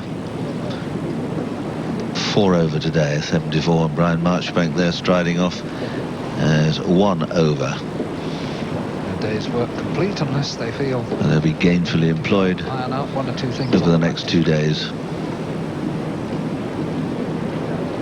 There's the giant scoreboard at the 18th, and the lads from Giggleswich School are running that. 24 of them here. So many volunteers now come to the championship. It really is a treat. And old this Greenkeepers International Greenkeeping Association, they all come and spend their holidays here, and there's a bunker raker with every match. blowing off the sea. And the Golf Club Stewards Association, they have a wonderful tent here. That's the place to be if you've got nothing else to do and you've got plenty of aspirins with you. Very nice indeed in there. Very advantageous prices. There's the great scoreboard. Tells the story. Down the bottom right, you see the 3 names. That's the matches, the match that's coming up. Lauren Roberts putting for a 2 on the 15th. That's Lauren Roberts. This to go 2 under. Is in the playoff in the US Open. Coming downhill a little, didn't really make any sort of stroke, which is unusual for him. He really does have a very fine stroke indeed. Not a great deal of break on that, but the wind was pushing it over to the right. Made more money on the US Tour without winning a tournament than anybody else. Result of Tom Watson's drive on 16 down the left-hand side and the semi-rough. Not a bad lie. 120 to go. Just a wedge. Didn't seem to get it very well, but it seems to be, it needs to bite, and it won't. It just came out of that rough and didn't have the spin on it he'd hoped, and I don't think he got it quite as cleanly as he wanted to, but it's still in good shape.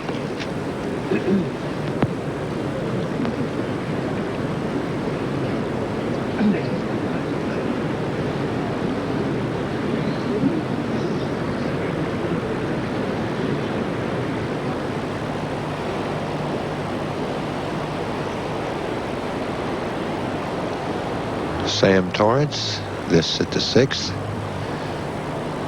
Sam got off to a very bad start yesterday with a double bogey and 2 bogeys, and that's not a very good putt from Sam.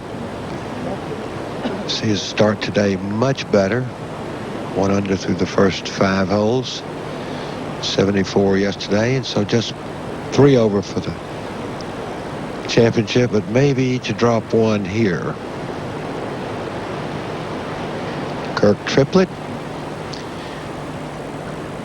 youngster whose best finish on the American Tour was a second at the AT&T this year. He and Watson tied just 1 shot behind Johnny Miller.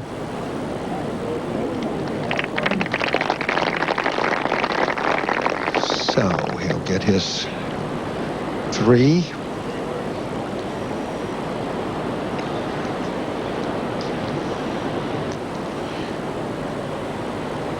Let's see, started 71 yesterday and started with bogeys at 2 and 3, the rest pars. Just beginning to make his mark on the PGA Tour. Walking up the 16th, the hole known as Wee Burn, the hole that grabbed Payne Stewart yesterday. Tom Watson, 4 under par. What a front 9 he had. Tied for the lead. Of course, another man has also won 5 British Opens. That would be Peter Thompson.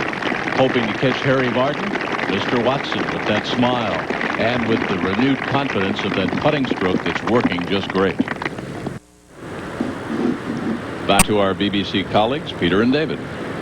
This to take the outright lead. Players have putted on that side of the hole all day. It just does not break as much off of that hill as it looks like it's going to.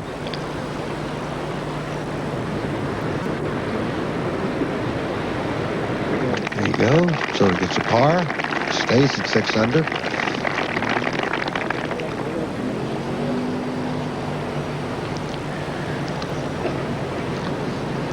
Just a bogey at 13 on the card. That's a par 5 now, 17, which you can reach with 2 good shots.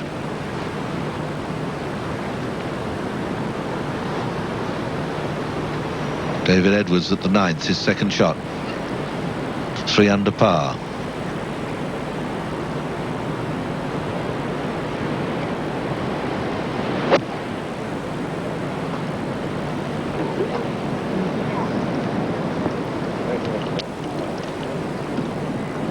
Turn round just towards the middle of the green. And as Dave Meyer was saying yesterday, he doesn't look all that impressive, Edwards, but he keeps playing well on good courses.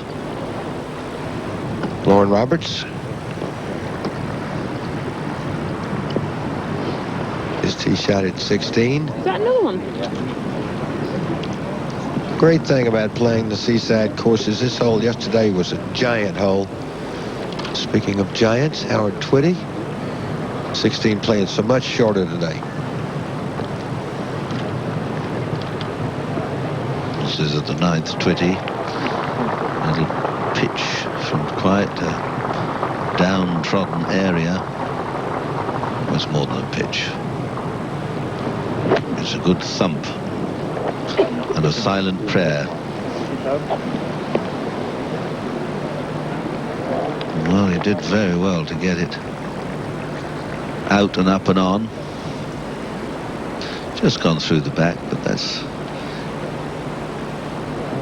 As Jonathan Lever said, all 3 players have missed this 9th fairway down on the right, and of course all they do is end up in trampled grass down the right-hand side of the fairway where all the spectators gather. See them down there on the left. Now, the wind's turned. It's coming now sort of left to right. So he might be able to hit this at the front left side of the green, and with a bit of luck and a good kick, it can turn in towards the center of the green. If you miss the green on the right from here, it leaves you a very difficult shot indeed. As he took a 6 into the wind at the par 5 7th hole. He's just got to keep things going now. He's 4 under, only a couple behind the championship leaders.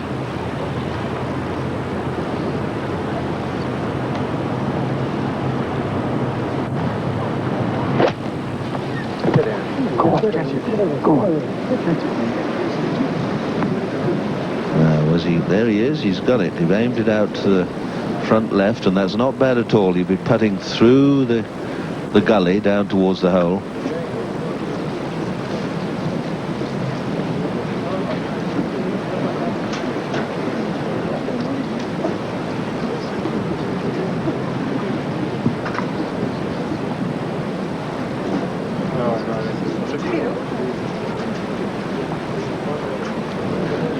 Watson's drive at 17, the par 5, and he just blistered that one. Put it right down the fairway. Not much roll, but long carry. And I do believe he can reach it from there. Watson tied with Parnevik at the moment for the lead.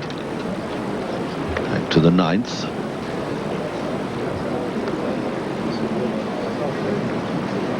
There's the new little halfway house there on the right. Just there. Isn't that a delightful little resting spot? You can while away an hour or two in there. Very nice. All the refreshments you could ever need. Roberts, second shot into 16. Awkward with the wind following off the right. That's the right sort of shot to play, though. Percentage shot. Very easy if you just catch it a little bit thin to drop it short there, and the ball could easily come back into the stream.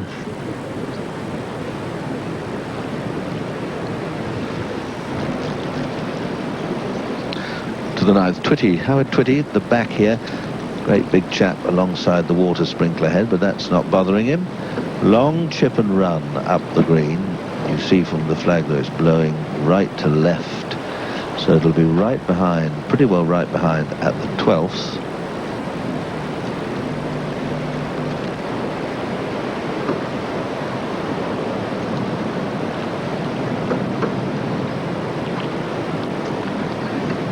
Keeping the ball very close to the ground, not lifting it very high, but you see it tailing off. Now it might come back. No, it won't. Nick Price with a birdie. He's 3 under today after 7. 4 under for the championship, and he's only 2 behind the Swede, Parnevik, and the Yank, Tom Watson. They're tied atop the leaderboard, 6 under.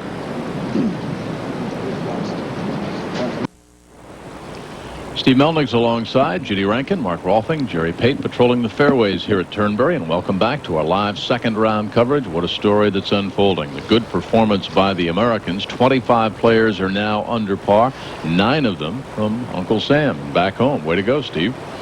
No surprise. This American tight golf course, obviously linkside Scottish course really open for play as it exists now in 1951 as we go out to 17 now. David Frost, second shot, par 5, 17th. David has about 235 yards to the front edge here at 17. The wind kind of coming from the player's right and helping, if anything. David at even par. Very steady round. Nothing spectacular happening.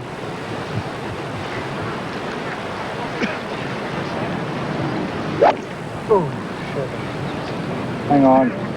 That one is pulled well to the left. Not the typical smooth David Frost swing, a little jerky.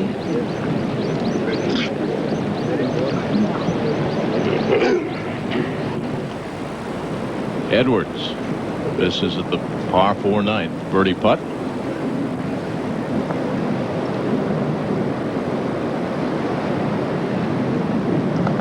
So he'll stay at 3 under par.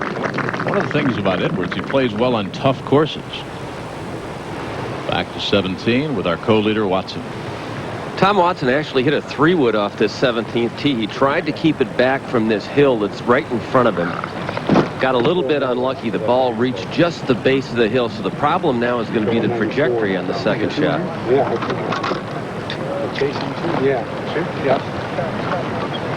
Bruce Edwards wants him to carry it about 220 yards. Again, the key is to get it up and over the hill.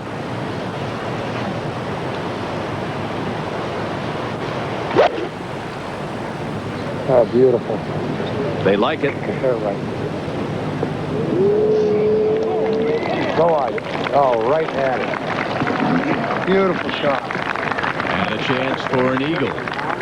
We've seen 3 today. It's been the easiest hole here this week. 48 birdies today, just 1 bogey so far at 17. Back to 16. Roberts and his birdie putt.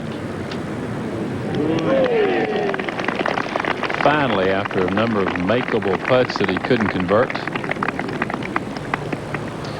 And looking at Watson, Jim, you're seeing a player whose game is in complete control. You can't always make that happen during a major championship, but for Watson, it's been a long dry spell here. It's been since '89, and he's been a contender when he was 4th at Troon to Calcavecchia. I think he's going to win this golf tournament. Came over early, practiced last week on one of his favorite golf courses, right? Ballybunion. Took Trevino over. I don't think Trevino had ever played over there, and he wanted Trevino to see firsthand why Tom has such an affection for Ballybunion.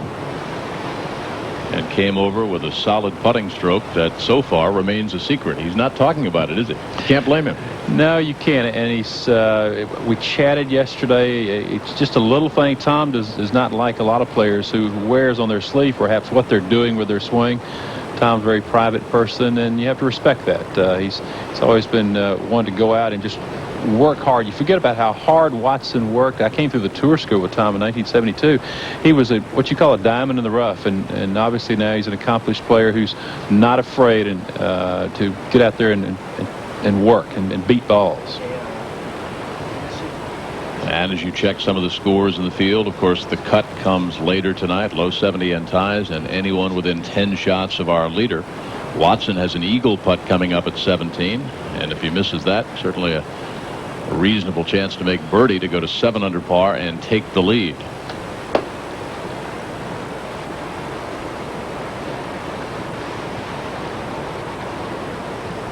Yeah, Steve, we were talking about Edwards playing well on tough courses. When you look at his victories on the PGA Tour, he's won at Riviera,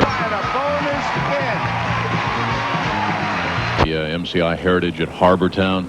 All very tough courses. He's won on good driving golf courses. David, one of the most accurate drivers in the game today. He lulls you to sleep. On the tee at 11.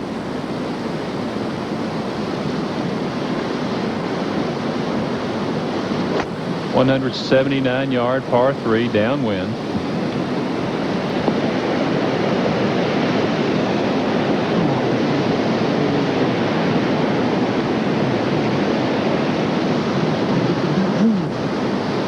Up at 17, Curry's third shot, paired with Watson and Frost. Now this is a shot he really needs to think about holding at 6 over par. Awkward lie, though, ball well below his feet.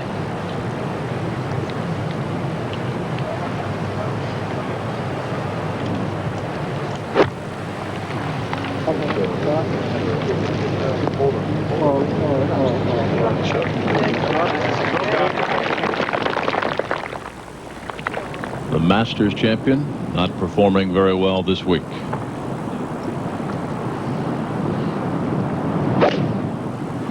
Second shot for Olazabal at 14. What a difficult hole this is, playing dead into the teeth of the wind, and look at this shot.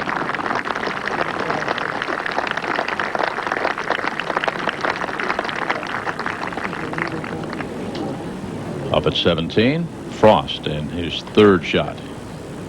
Got a decent lie here. Needs to get the ball up very quickly, though. Plenty of green to work with.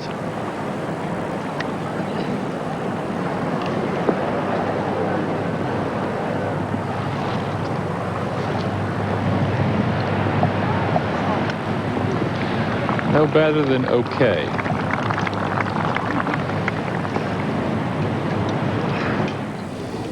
Way back on the tee, Lauren Roberts after his birdie to get it to -2.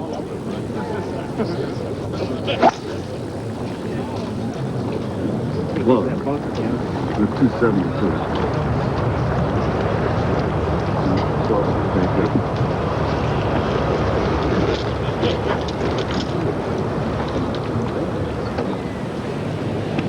About 500 yards away up on the green.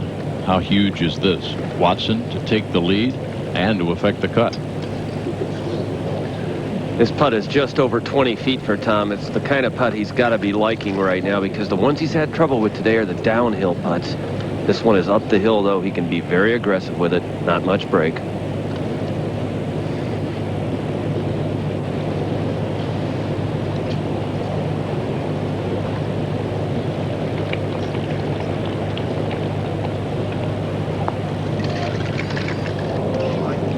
right all the way.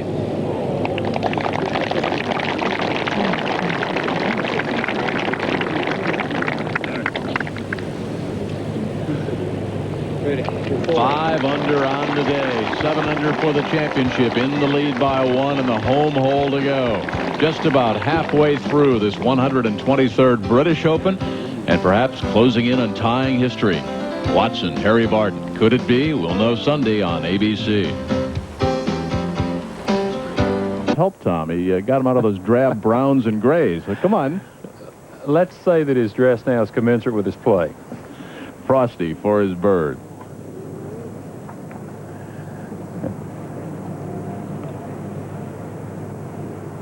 Nick Price got it going 2 under through 8, 3 under for the championship on the tee at 9.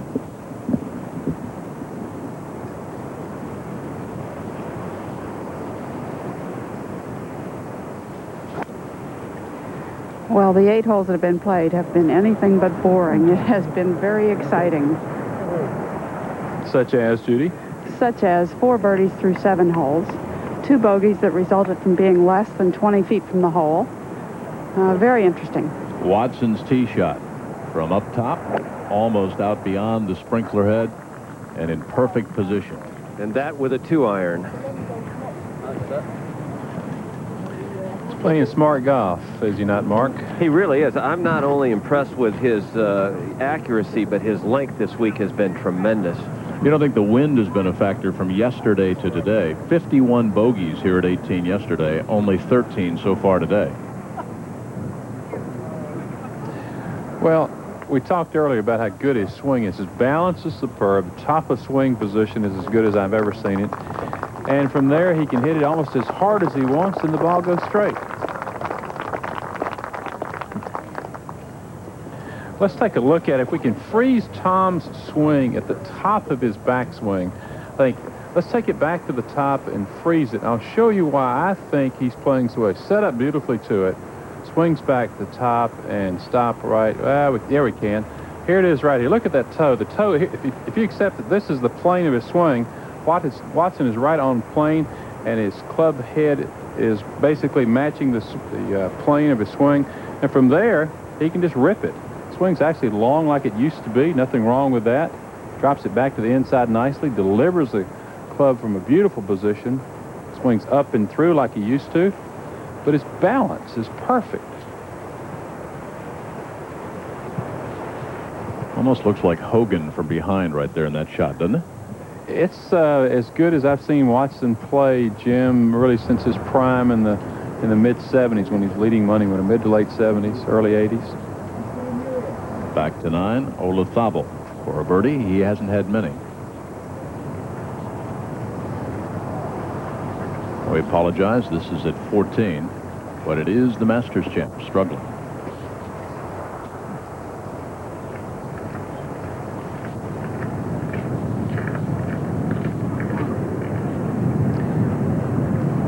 Broke through with his first major championship win ever this year, and he held off a game Tom Lehman at the Masters. Did so by making putts when he had to. How close was Lehman at 15, 16? I mean, he had the hole surrounded, didn't he? Tom learned a lot about himself that week, Jim, and he didn't back off for a player who had never been in that position. At the time, had never won a tournament, and yet, other than the tee shot at 18, simply didn't miss the shot on the backside.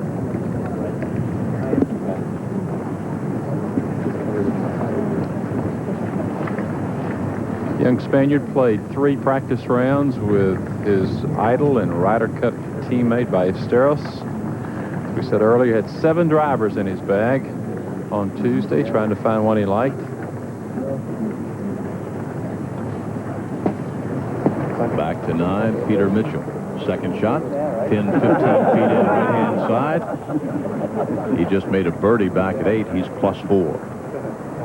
Well, entertaining the crowd that's gathered around a little bit. He's in a bit of trouble in the right-hand rough, but I think the shot's playable from about 150 yards with the wind literally whipping from the left.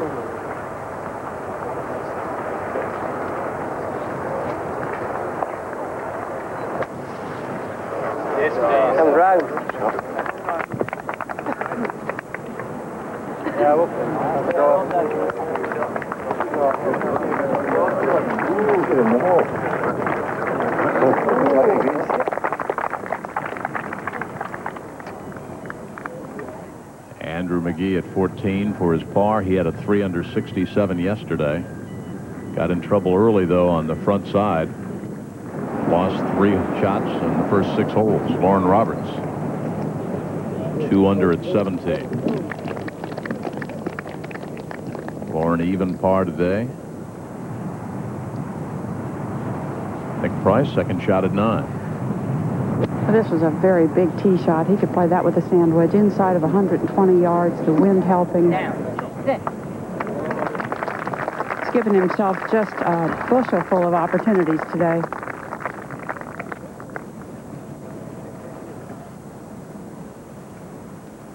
And a little sailing. We've seen everything out there in the Firth of Clyde today. Guy goes swimming. These hardy Scots don't let this cool weather deter him. At least we have no rain today. I think it's worth mentioning. The players who played yesterday afternoon did so in a pelting rain. Now below, his par putt at 14 to stay at 4 under.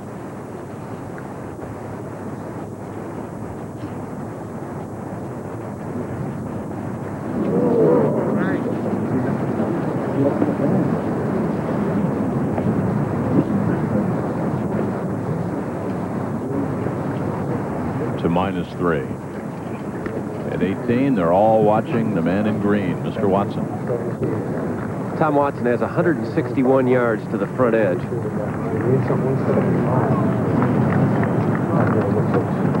The hole located 23 paces back, so 184 in all, but I really don't think he wants to carry it back to the hole. Wind is right at his back, so even out of the fairway, the ball should release when it hits the green. Probably a good hard 7, maybe a small 6.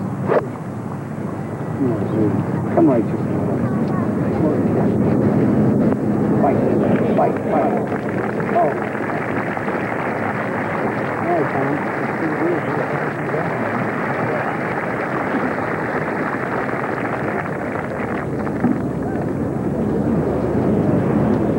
David Frost playing from the fairway bunker here on the left. Very difficult lie.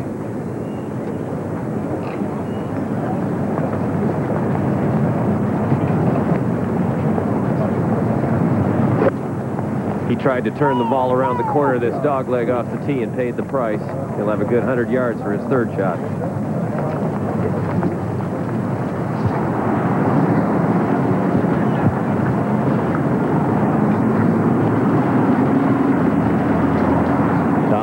What a start he had. 5 under on the day. Watching him walk up the 18th, I think back to 77 on this golf course. Remember, the crowd started to surge, and Jack Nicklaus said, hey, guys, we're not hitting another ball until things get under control. Well, I think Watson obviously is drawn from those memories this week. But I think Bruce Edwards there with him, his caddy of years ago when Tom was a leading money winner back in the late 70s, early 80s. Bruce was his partner. Bruce and Tom, as they said in caddy parlance, got a divorce. Well, they decided after all these years that maybe there was life left in this team. They got back together, and Tom has played very well this year. You know, he was a contender at Oakmont until his putter failed him. He 3-putted his way out of that title at Pebble Beach when he lost out to Johnny Miller. And Tom has been really on the edge of some terrific play. David Frost, who won in Hartford earlier this year. He'll defend in the Canadian Open and at the Hardy later this year on ESPN in September. Well, he's certainly going to be here over the weekend, but really has not finished up the round very well at all, making a 5 at 17, which, of course, is easily really needs to get this one up and down for a... He, of course, still at level par. 7 shots behind Tom Watson.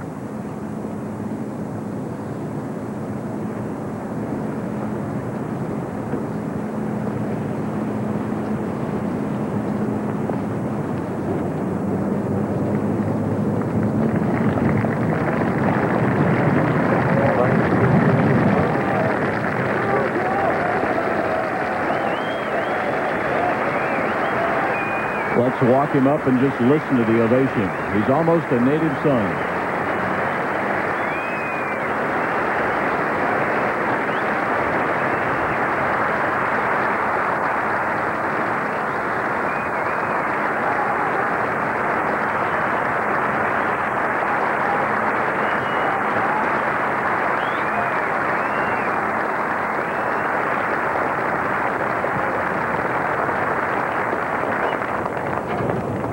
Tom, links-type golf is something that has a very special affinity for, Jim.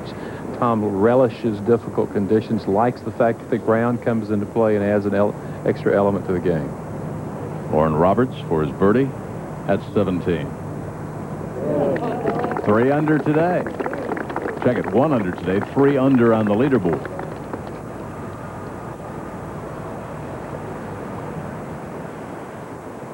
David Edwards on the tee at 11. One over, that's hard. Hole playing 179 yards today, straight downwind.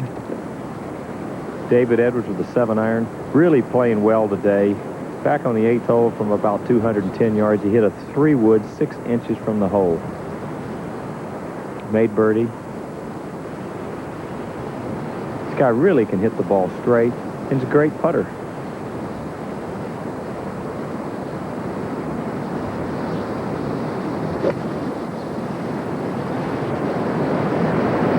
Pin back to 20 today. Landing the ball right on the front, letting the release beautifully played.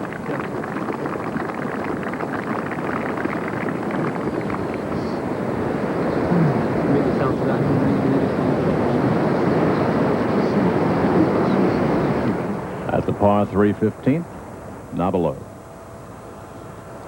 The man Peter Ellis calls the Pirate.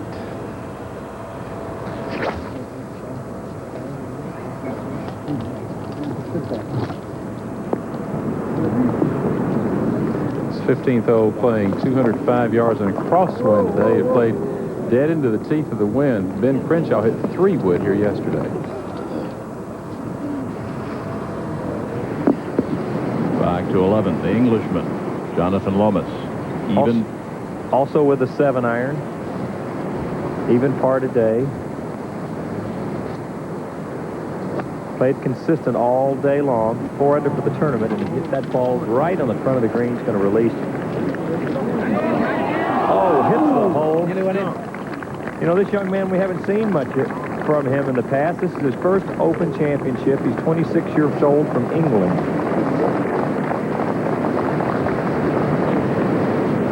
Andrew McGee on the tee at 15.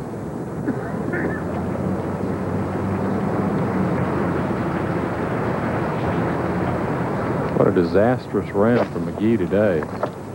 4 bogeys in a row. 6 in all on the backside.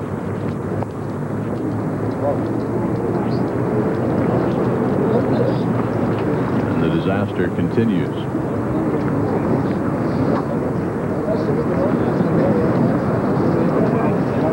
All the drama you could ask for at 18. Tom Watson has about 20 feet here putting from the apron, so he was not able to clean the ball. Rather slow putt straight back into the wind. It's going to break to his left.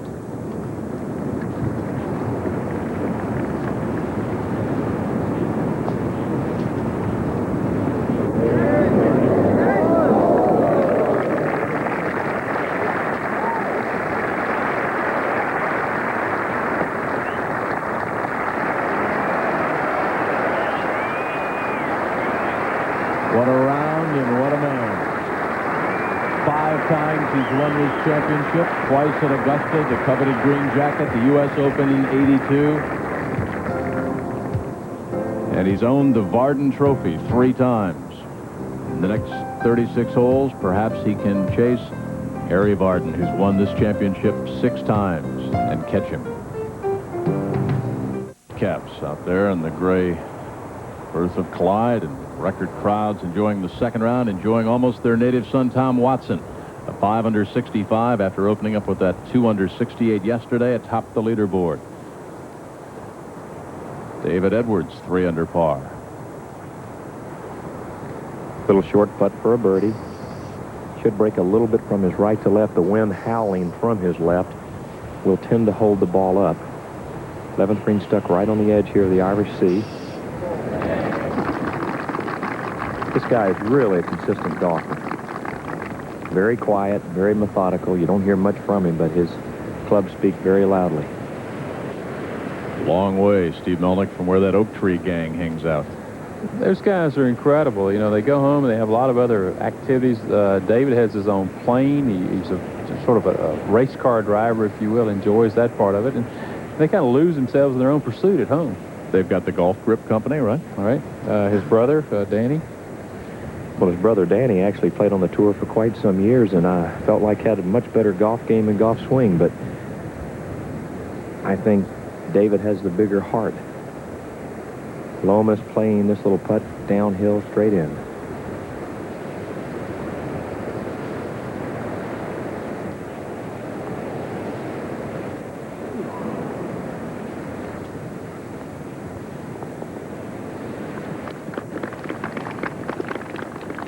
Lomas performing just fine. Thank you very much. The young man from Chesterfield, England, and he's at even par today, but the day belongs to Tom Watson.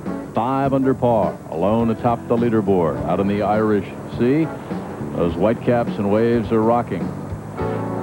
When we come back, we'll of course check in with Sports Center, a little bit of update on what's going on elsewhere around the globe. But of course, we'll come back and talk with Tom Watson. So second round coverage of this 123rd British Open Championship. It's cloudy and cool, but the scoring has been red hot here in round number 2. Not nearly as much wind as we had yesterday in the first round, and no rain at all. Low scores, the order of the day, like the young Swede, 29 years of age. Jesper Parnevik, he had that 4 under 66 earlier, but atop the leaderboard. Tom Watson, 5 under par, 65. And he's got that one-shot lead. A young man who will turn 44 on September 4th of this year, Mr. Watson will. He has, of course, won 5 British Open championships, trying to catch Harry Vardon 6. That's the record. And I think I'd like to go back to Wednesday afternoon. Watson and Nicklaus, they played a practice round. Tom told Jack, he said, you know, I've got a couple of pigeons lined up for the practice round. Well, those 2 pigeons turned out to be none other than Nick Price and Greg Norman. They went out, played around, a couple of dollars changed hands, and Tom said, you know, I kind of missed that.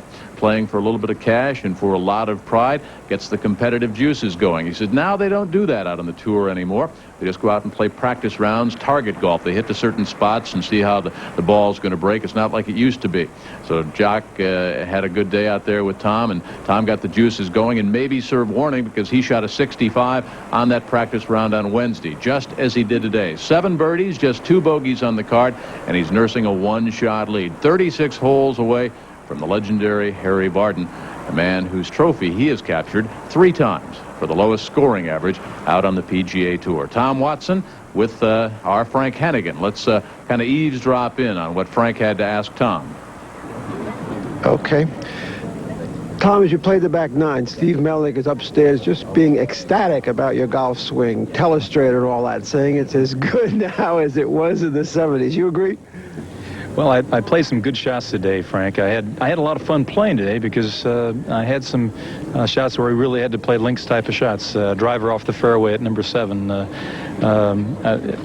3-iron from an awkward hook lie with cutting it.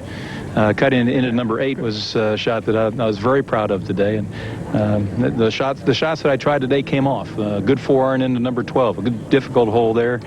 And a good putt at number 14 after having a hiccup at 13. I mean, everything today seemed to work for me, and I'd like to see it continue. Yeah, the fun for you is playing these shots, so these bouncy shots on links golf, isn't it? It is a pleasure. It's fun to be out there playing with the confidence I'm playing right now, and playing some of the shots that you need to play to get the ball close to the hole. So if I count right, 7 birdies and 2 bogeys. That's a strong round, isn't it? On a kind of a cold day. Well, it was a difficult day from the standpoint that the wind changed. The wind changed and played. Most of the holes played with a crosswind today. Yesterday, they either played downwind or into the wind. It seemed like, with the exception of a couple of the 14th and 11th going across, but. Today, every hole was a crosswind, so it played differently. It's typical of links golf courses where the wind changes the whole golf course from day to day. You came over early, didn't you, last week? Played in Ireland, if I'm not mistaken, with your buddy Lee Trevino. What was that about? Well, I'm a great fan and a great lover of the course Ballybunion, and of course any type of seaside links golf course is a favorite of mine. But Ballybunion is a particular favorite, and I invited Lee and Claudia, his wife, to come over, and we had a great time. We played a couple of 18-hole rounds, and we took our wives up to Ashford Castle, and we played them a 9-hole contest, which we won. You and Trevino against Claudia and Lynn? the gals against the guys, and we had a good time, and even though we played in the rain. But I like to come over a little bit early to try to get adjusted to the time change. But more importantly, I like to play a little golf on some of my favorite courses. You know, it's special to see you. I mean, it's almost adored in front of a foreign gallery. Do you sense it as you come into the 18th green?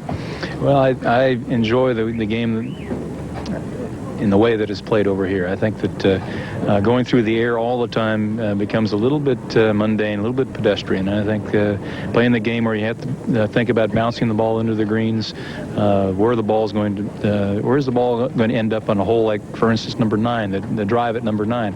I put the ball in the wrong position at number 9 today, but I was fortunate that I got out of it with a par.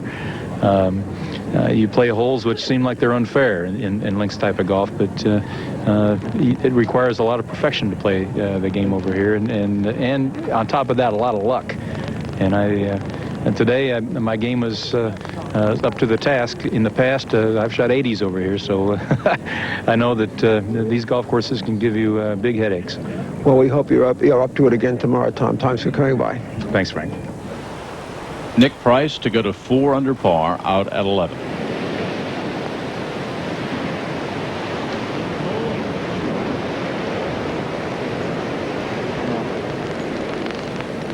Nick will stay at 2 under on the round, 3 under for the championship. Navalo to go to 4 under at 17. Back at 16, excuse me. He's 2 under par on the day, 3 under for the championship. While we were away, Lauren Roberts finished up a round of 69. He's in at 3 under par, the winner of the Nestle earlier this year. 4 on the right, 29 years of age out of Sweden, the winner of the Scottish Open a year ago. Jesper Parnevik had a 4 under par, 66 today. Tom Watson, of course, will be 45 years of age this September. He's atop our leaderboard, and here's Nick Price for his par. Steve, we talked about it yesterday. Why is he so popular with all the players? I mean, everybody likes him. Well, Nick's an outgoing guy. He's very gregarious, likes to be around people, does not shy away, if you will, from the public attention. He's handled his fame very nicely. And if I might add, the better he has played, the nicer guy he has become. A rarity, Judy, among professional athletes. Nick is very accessible.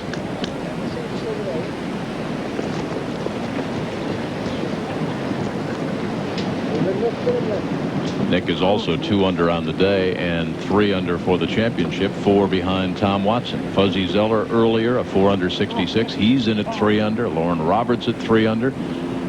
Edwards at -3. Nabilo at 3. You're going to have a great Saturday and Sunday, Steve. It's a marquee leaderboard worthy of this event. Back at 9, Ozaki's birdie putt. Started out with an eagle yesterday. Eagled the first hole. 5 iron from 170 yards out. Wound up with a round of 69. It's good playing. Jumbo's 47 years old. Looking forward to the senior tour, both in his country and perhaps in ours. Paxson on the tee at 11. And I have arrived out here after a long trek from the 18th. It's actually nicer out here right now than it was when I was with Tom Watson a couple hours ago. Breeze has died down a little bit.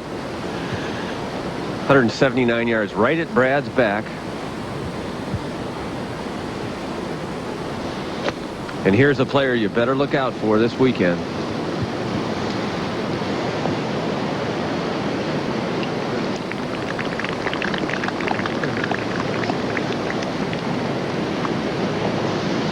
Another who, when he plays well on tough tracks, like Riviera this year, where he was 4th. Jonathan Lomas, second shot at 13. Lomas with 148 yards. Wind from his right, helping just a little bit. Big 9-iron. Come on, man. Ball needs to get up. Really didn't have enough club there. He usually works the ball left to right, and he put that one back into the wind and knocked it straight down. Nick Price on the tee at 12.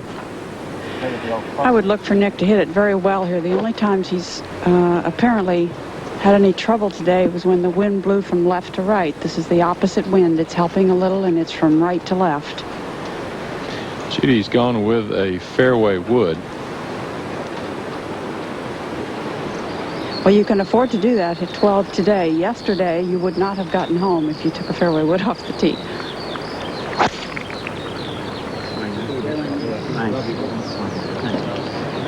Beautiful shot, dead center.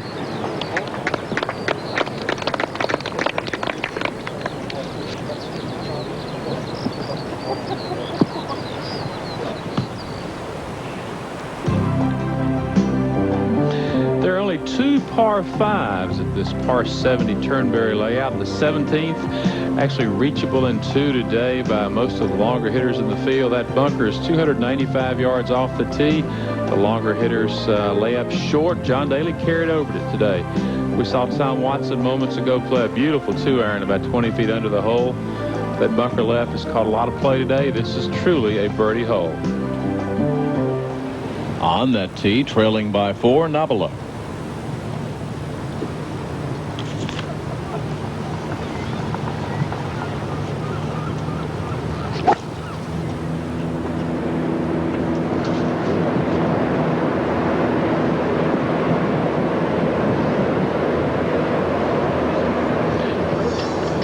Out of Auckland, New Zealand, the Kiwi, Frank Nabilo. Another Kiwi did just fine earlier today. Greg Turner, he's in at 4 under, 3 off Watson's lead. Steve Melnick is alongside a gutty, gritty competitor right there in Corey Payton, but not this week. And Judy Rankin is with him. Well, he's going to have to get guttier and grittier to make the cut is all I have to say, because he's having a very hard time. Kind of ballooned the ball to the right into the wind off the tee. This is more than 220 to the hole.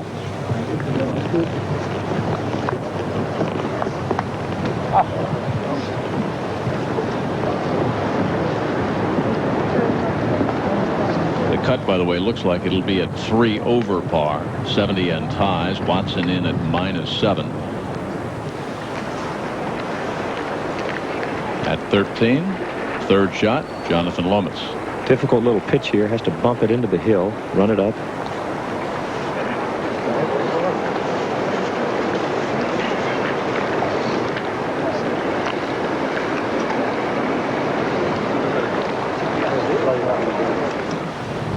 Price back at 12.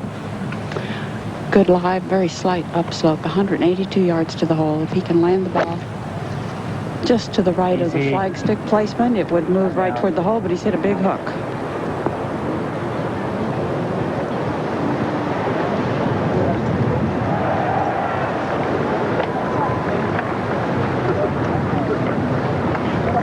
Just continuing down the hill.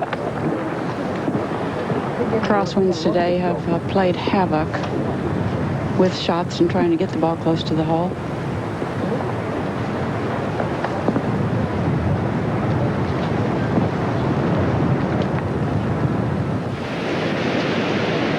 Gary Player at 11. Par 3, playing to 179 yards. Laddie missed the putting service. Get in there. Played in his first British Open at St. Andrews in 1955. Said he wants to play in his last of the year 2000.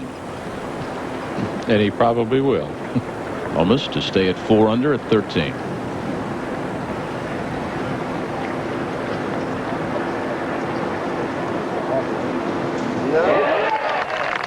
Boy, he knew that was in about 4 feet out.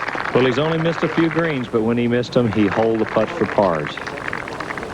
Faxon's birdie rims the hole at 11.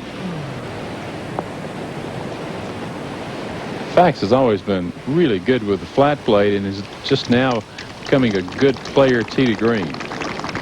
3 under today and -4 in the championship. 3 behind Tom Watson.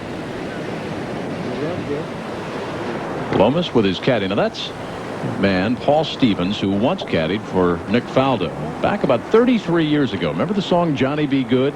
He won a talent contest 33 years ago. He was backed up on the drums by no less than Ringo Starr. All the royalties that man Paul Stevens has won and earned have gone to 2 ex-caddies, one who is blind, another who is a double leg amputee. a little bit more about him. He's caddied for some great players. Crenshaw, Norman, Rogers, and just left Mark McNulty this year. They say, Jerry, that he can still pack him in on a Saturday night. As you look at the leaderboard, he played with the Australian group, the Gibsons, and he warmed up the cavern for the Beatles once with his rhythm group.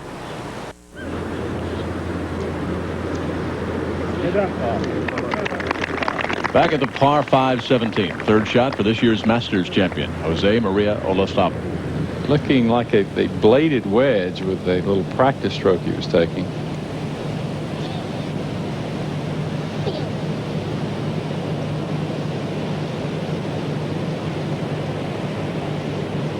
Same-day rule.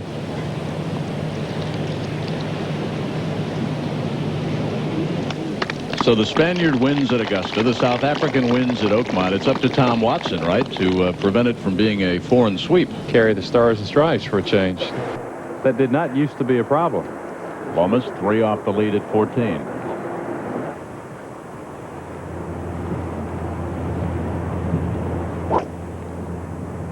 Great job.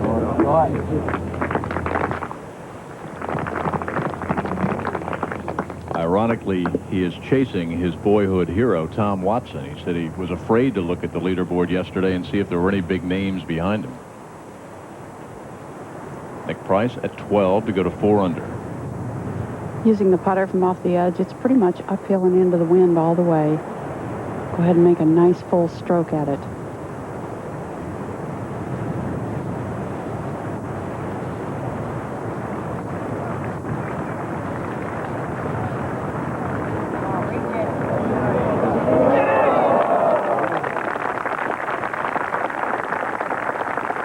By way of explanation, the 2 bogeys on the front 9, he missed 2 greens. Neither ball was more than 20 feet from the hole, but both were nearly impossible to get up and down.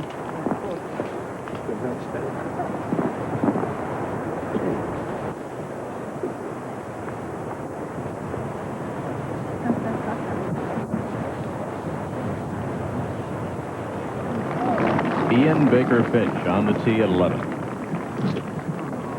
It's been a real disappointment for Baker Finch since he won in '91 at Birkdale. He's really not done much of anything. And you see the problems continuing here. Frank Nobilo, eagle effort at 17. The eagle would move him into 3rd place by himself.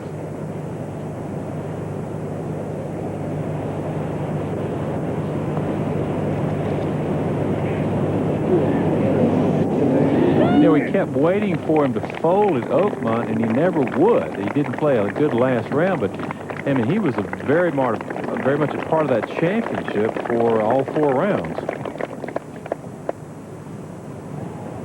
You mean the week of the human sauna? Oh, it was hot, Jim. Hot and breathless and difficult greens. David Edwards. David Edwards has plenty of golf left ahead of him, 218 yards to the hole. Came off his drive, 14 playing right back into the wind. One of the most difficult holes today is 440 yards. It plays almost like a par 5. David with a 3-wood, and he cannot reach it unless he really hits a big hot flyer.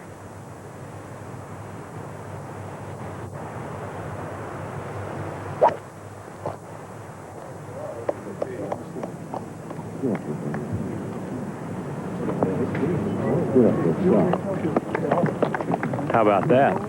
It's about as good as he could do, Jerry. He's just off the front of the putting surface. Well, it's shot at the flagstick like a 30-06 rifle.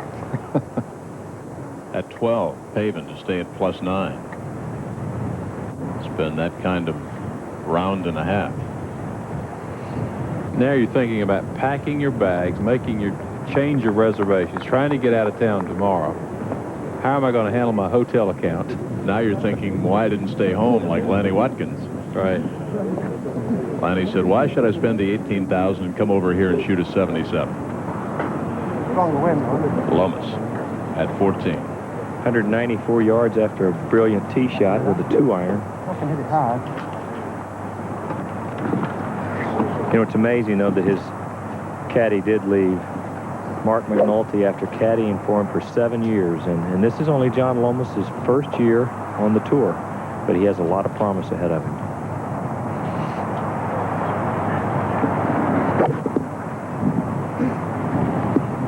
And this was a guy, Jerry Pate, that a year ago was actually sleeping in his car on the way to some Challenge Tour events over in France. I mean, no money. You talk about the Nike Tour. The Challenge Tour, he was sleeping in his car. Here he is in the British Open yesterday at 4 under 66, even par today, only 3 off the lead. You think that lump in his throat isn't large? After bogeying, Corey Pavin now on the tee, plus 10. It's really been a result of pretty errant shots all day. It's hard to say whether he's hitting the ball poorly or just not handling the wind well. Corey at plus 10, Peter Mitchell at plus 5, and trying to stay out of their way, Nick Price. Lomas at 14, shot number 3. Very difficult shot. It's about all he could do is try to throw the ball past the hole. There's an extremely severe slope between the bunker and the flagstick that would just release the ball too much. The wind over the years blows the sand out of the bunkers. You can see him walk up a big slope and back down, and it really blows the undulation up even steeper. It makes it very difficult when they tuck the flagsticks behind them. Faxon 3 under today, second shot at 12. 166 yards up the hill, wind from the right. Probably a good 5-iron for Brad. Just left of the flag, looks good. 3 birdies on the front side, no bogeys, pars at 10 and 11.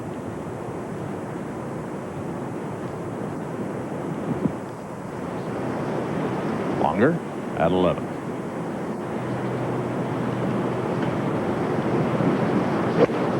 Probably a 7-iron to this downwind par 3.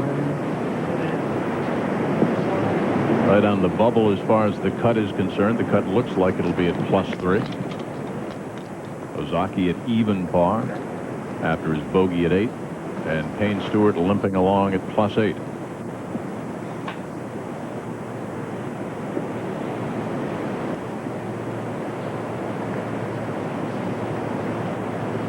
Jumbo started out the day with a birdie at number 1. He eagled the hole yesterday, 3 under on the first hole. He could just play that a few times.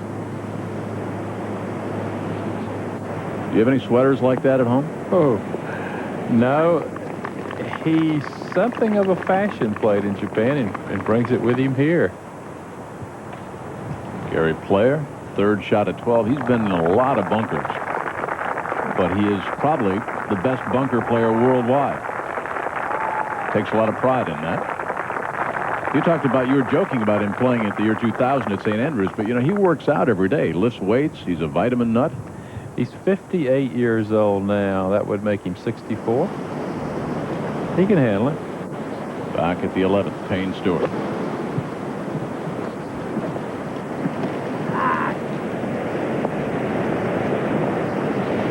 It has been an indifferent year for Payne Stewart. Hard to believe that he said he played poorly early because he simply didn't want to play golf.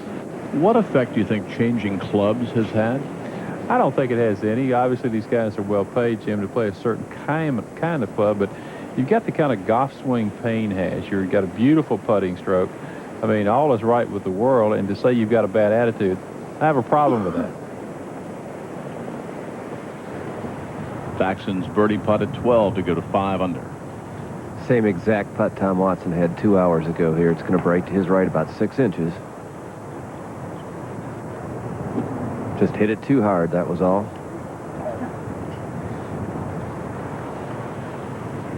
Lomas to stay at -4 at 14.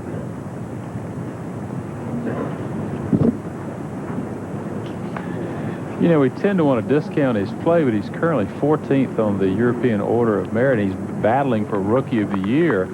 And this young man was not a very accomplished player as an amateur. In fact, his handicap was never low enough so that he could enter the British Amateur. This has only been within the last couple of years that he's been something of a polished player. Said he wasn't going to look at the leaderboard today. Didn't want to get ahead of himself, put a lot of pressure on himself. Price in the fairway at 13. Well, he looks at a flagstick that is tucked on the right side of the green, the side of this green, which tends to run away from the player. It's downwind, just 138 yards, a very little 9-iron for Nick.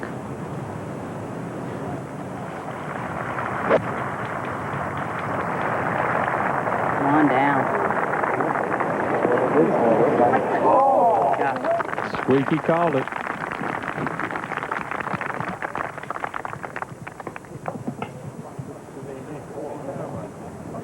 Olazabal at the home hole. This is his second shot. He is right on that cut line of 3 over. How about Andrew McGee? 8 over par for the tournament, 11 over on his second round. Faxon saves his par, but 11 over after Andrew was 3 under 67 yesterday.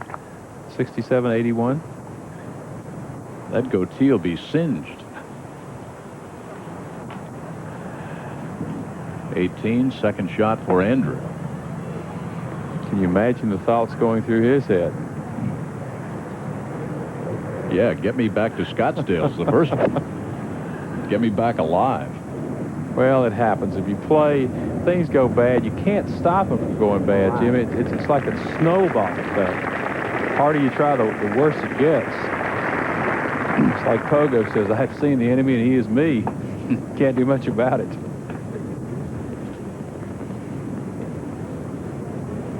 And he's been in the winner's circle. He won the Tucson Northern Telecom earlier this year, almost the second event. Pablo second. There's a lot to like watching in these conditions. He's got a wonderful swing. Very good with the putter.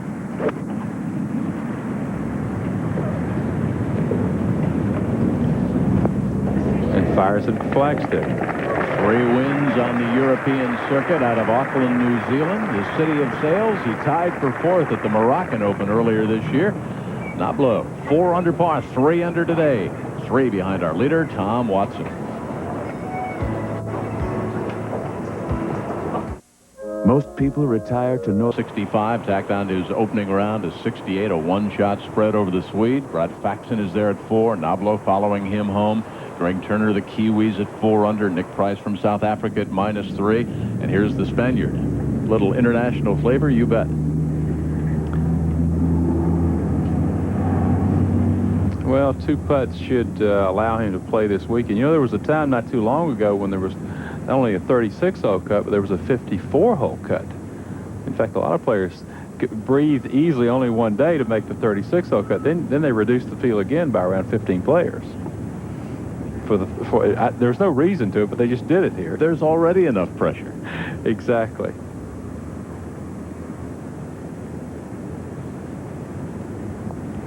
Mercifully, there's just one cut. Well, it's not safe yet.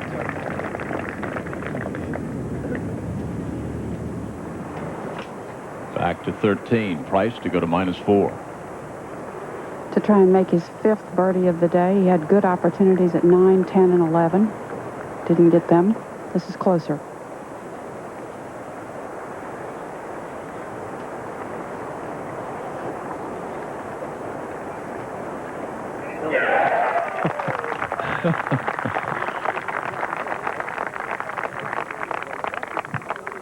He'll take it. 3 under today, 4 under for the championship, 3 off the lead, and still the reachable par 5 17th left for Nick. That's the scoreboard directly to our right. That's the leaderboard at 18. I've got the hole numbers on the left, the red numbers, of course, in relation to par, and over on the right, the last 3, the group that approaches the 18th and how they stand. And as you check the clock, that's about 20 minutes to 6. British summertime. Nablo's birdie putt at the home hole. More than likely, if Nablo could make this would put him in the next to last group tomorrow. Things remain unchanged at the top of the leaderboard. It will be Watson and Parnevik in the final pairing, but depending on what Price does, Nablo with a birdie could easily put himself in that next to last group.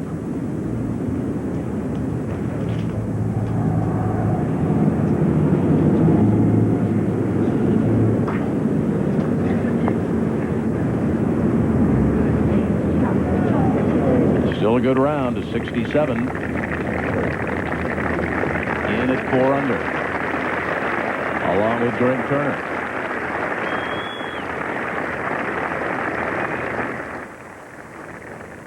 Back to 12. Jumbo. Jumbo has always played a hot fade throughout his career. It's a real high fade. Really doesn't try to fight the wind, just throws it up in the air and hits it hard.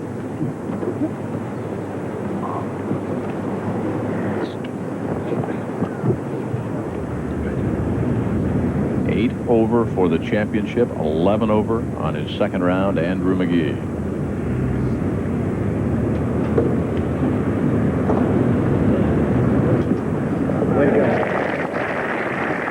That one's for Pride.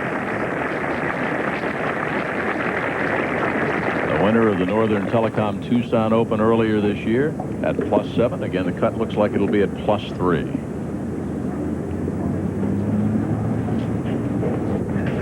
Hoping to make the cut with this par putt. 36-hole total at +3, Olazabal. Well, he's working pretty hard on it.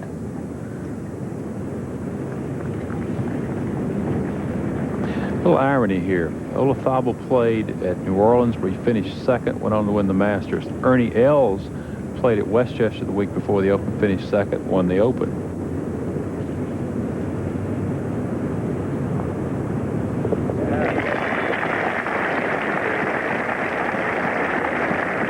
Two Kiwis are in at -4, Greg Turner and Frank Nobilo. A Swede's in at 6 under par, Jesper Parnevik.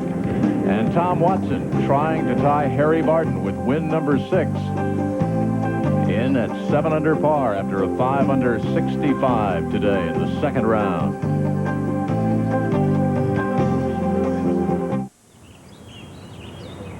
On the tee at 15, playing to 205 yards.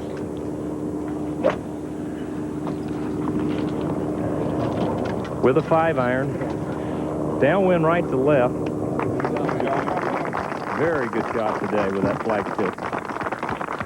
Tough pin right on the front right. Nick Price, second shot at 14. Just caught the rough by inches, but really has a good lie. The hole is playing very, very difficult. Back into the wind. A little more discussion there with Squeaky. It's 204 yards to the hole. Slight uphill slope all the way to the green.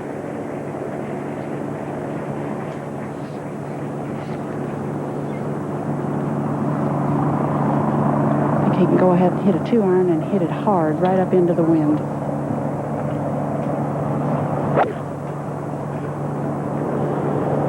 Bite it. Well, it's on a very good line. The Squeaky sounds like he's breathing helium.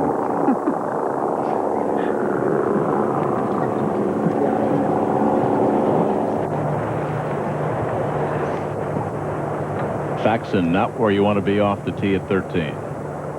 Actually, it's far enough right. He's in the gallery walkway. Not too bad a lie. This ball needs to come down, though. Whoa.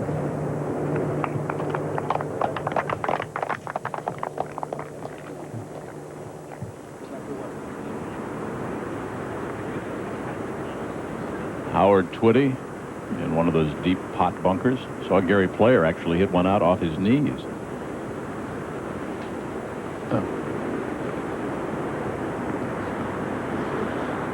Well, Howard's a handsy bunker player, and he'll have to get this club up quickly and try to slide that club face under the ball. I mean, this is... Oops, careful, Howard. Don't worsen your lie here. Well, he's been struggling all day. This is not a shot that's strange to him today. He's had plenty of these.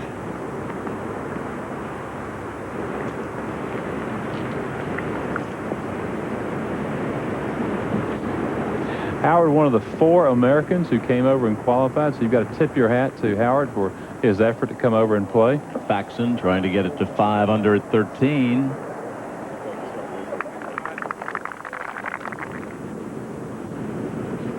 This is tough. Back to Howard. Well, he's changed wedges, and obviously that was the problem on the first shot. No, I tell you, you hit it in these bunkers in the wrong place. You can't even hardly advance the ball towards the hole. Beauty. Oh. Fine recovery there. But at 5 over, that putt for bogey, 6 over, it's a little bit late for Howard.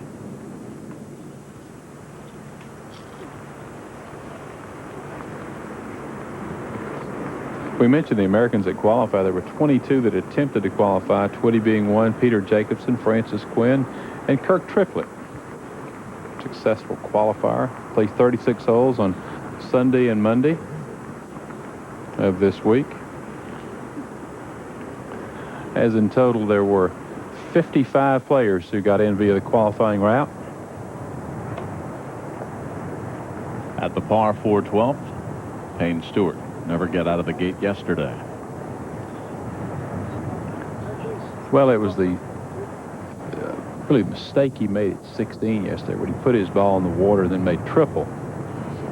Talked to him later. He had 145 yards to the green, thought he had a flyer, hit a 6-iron, still put it in the water.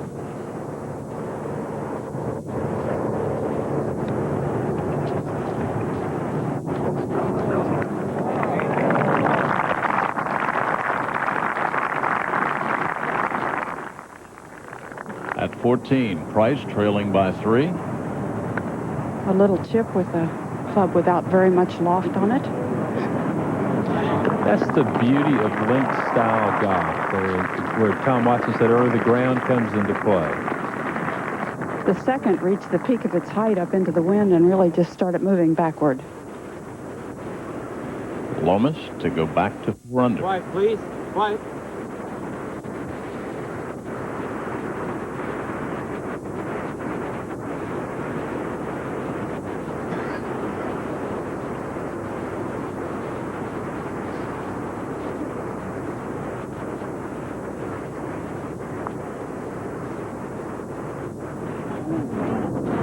Whoa, and outside both of the marks, and still some work to be done to stay at -3.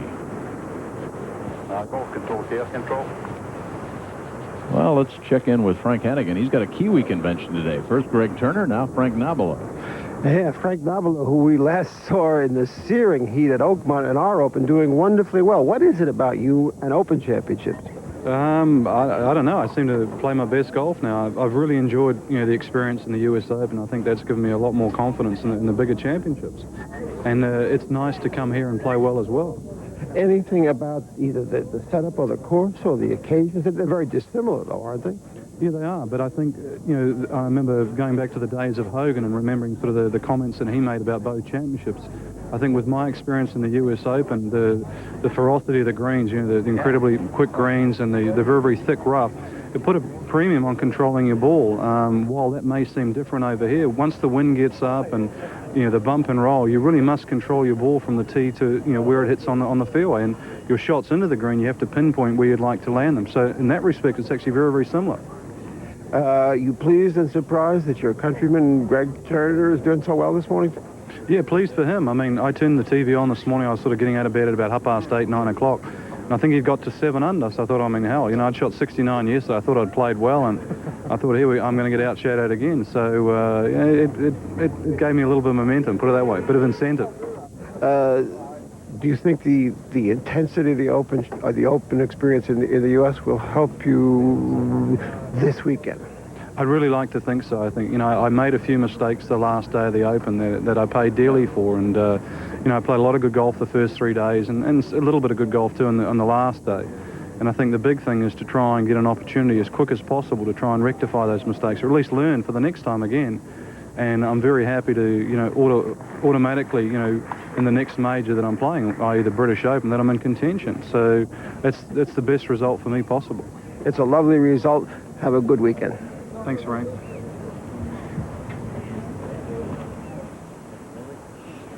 Four is par. Lomas, 1 over today. Still 3 under. 4 behind Watson. Watson was one of his heroes. The other, Seve Ballesteros. Good round today. Ronan Rafferty, 3 under today, 4 under on his round. Opened up with a 71 yesterday.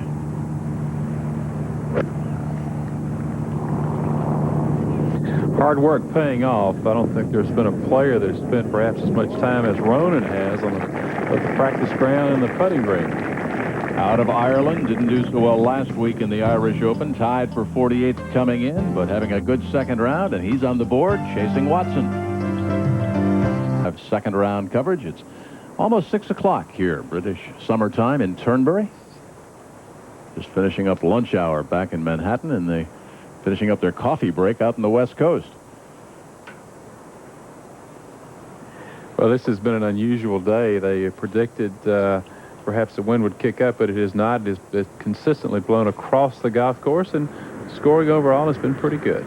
John Cook for his par at 16.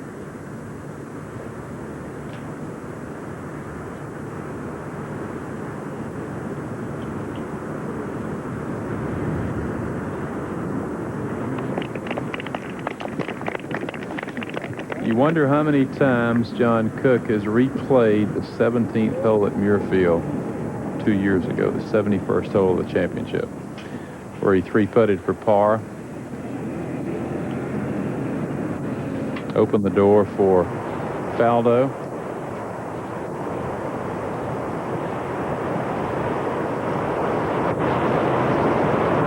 As you take a look at the finishing scores for this field of 156 players, not all of whom, though, have finished their second round.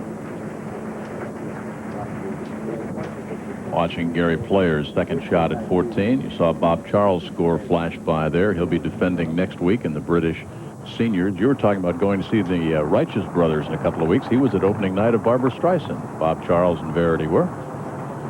Terrific. Finally parted with a little bit of that money that he's earned. I think he's using it to continue his less than hobby, I guess, racing horses, right? He's got some horses. Bob Charles has also designed a golf course down in New Zealand, a lovely resort down there called Millbrook. Laddie here, he had a horse that ran in the English Derby. He flew from the States over to watch the horse and then flew back to play.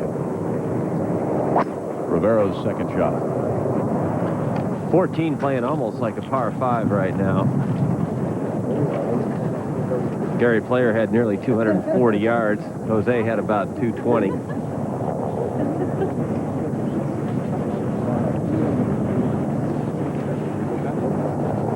Brad Faxon's actually driven in a pretty good spot. This left-hand rough here at 14 is not too thick. So he's going to catch a flyer coming out, which is the kind of shot you want to hit into the wind here. Right at about 210 yards.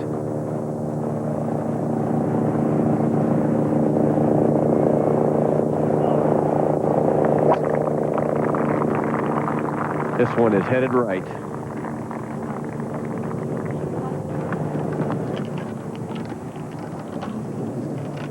Looking at the club, must be something wrong with it. To finish up with a round of 5 under 65 and get into the house at 4 under. Ronan Rafferty. Get in. Yes, sir. Second best round of the day. Watson and Ronan Rafferty with 5 under 65s. Mark Brooks had a 6 under 64.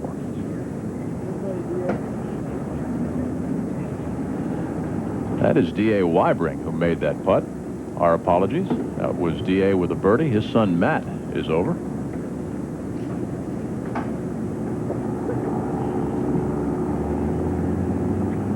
Now it is Ronan Rafferty. The left hand low. His putting grip. That came off the blade right all the way, didn't it?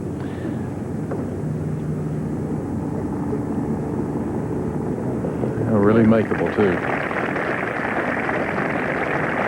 So a solid 4 under 66 in at 3 under. Already in at 3 under. Fuzzy Zeller, he had a 66. Fuzzy said, my play surprised you? It surprised me.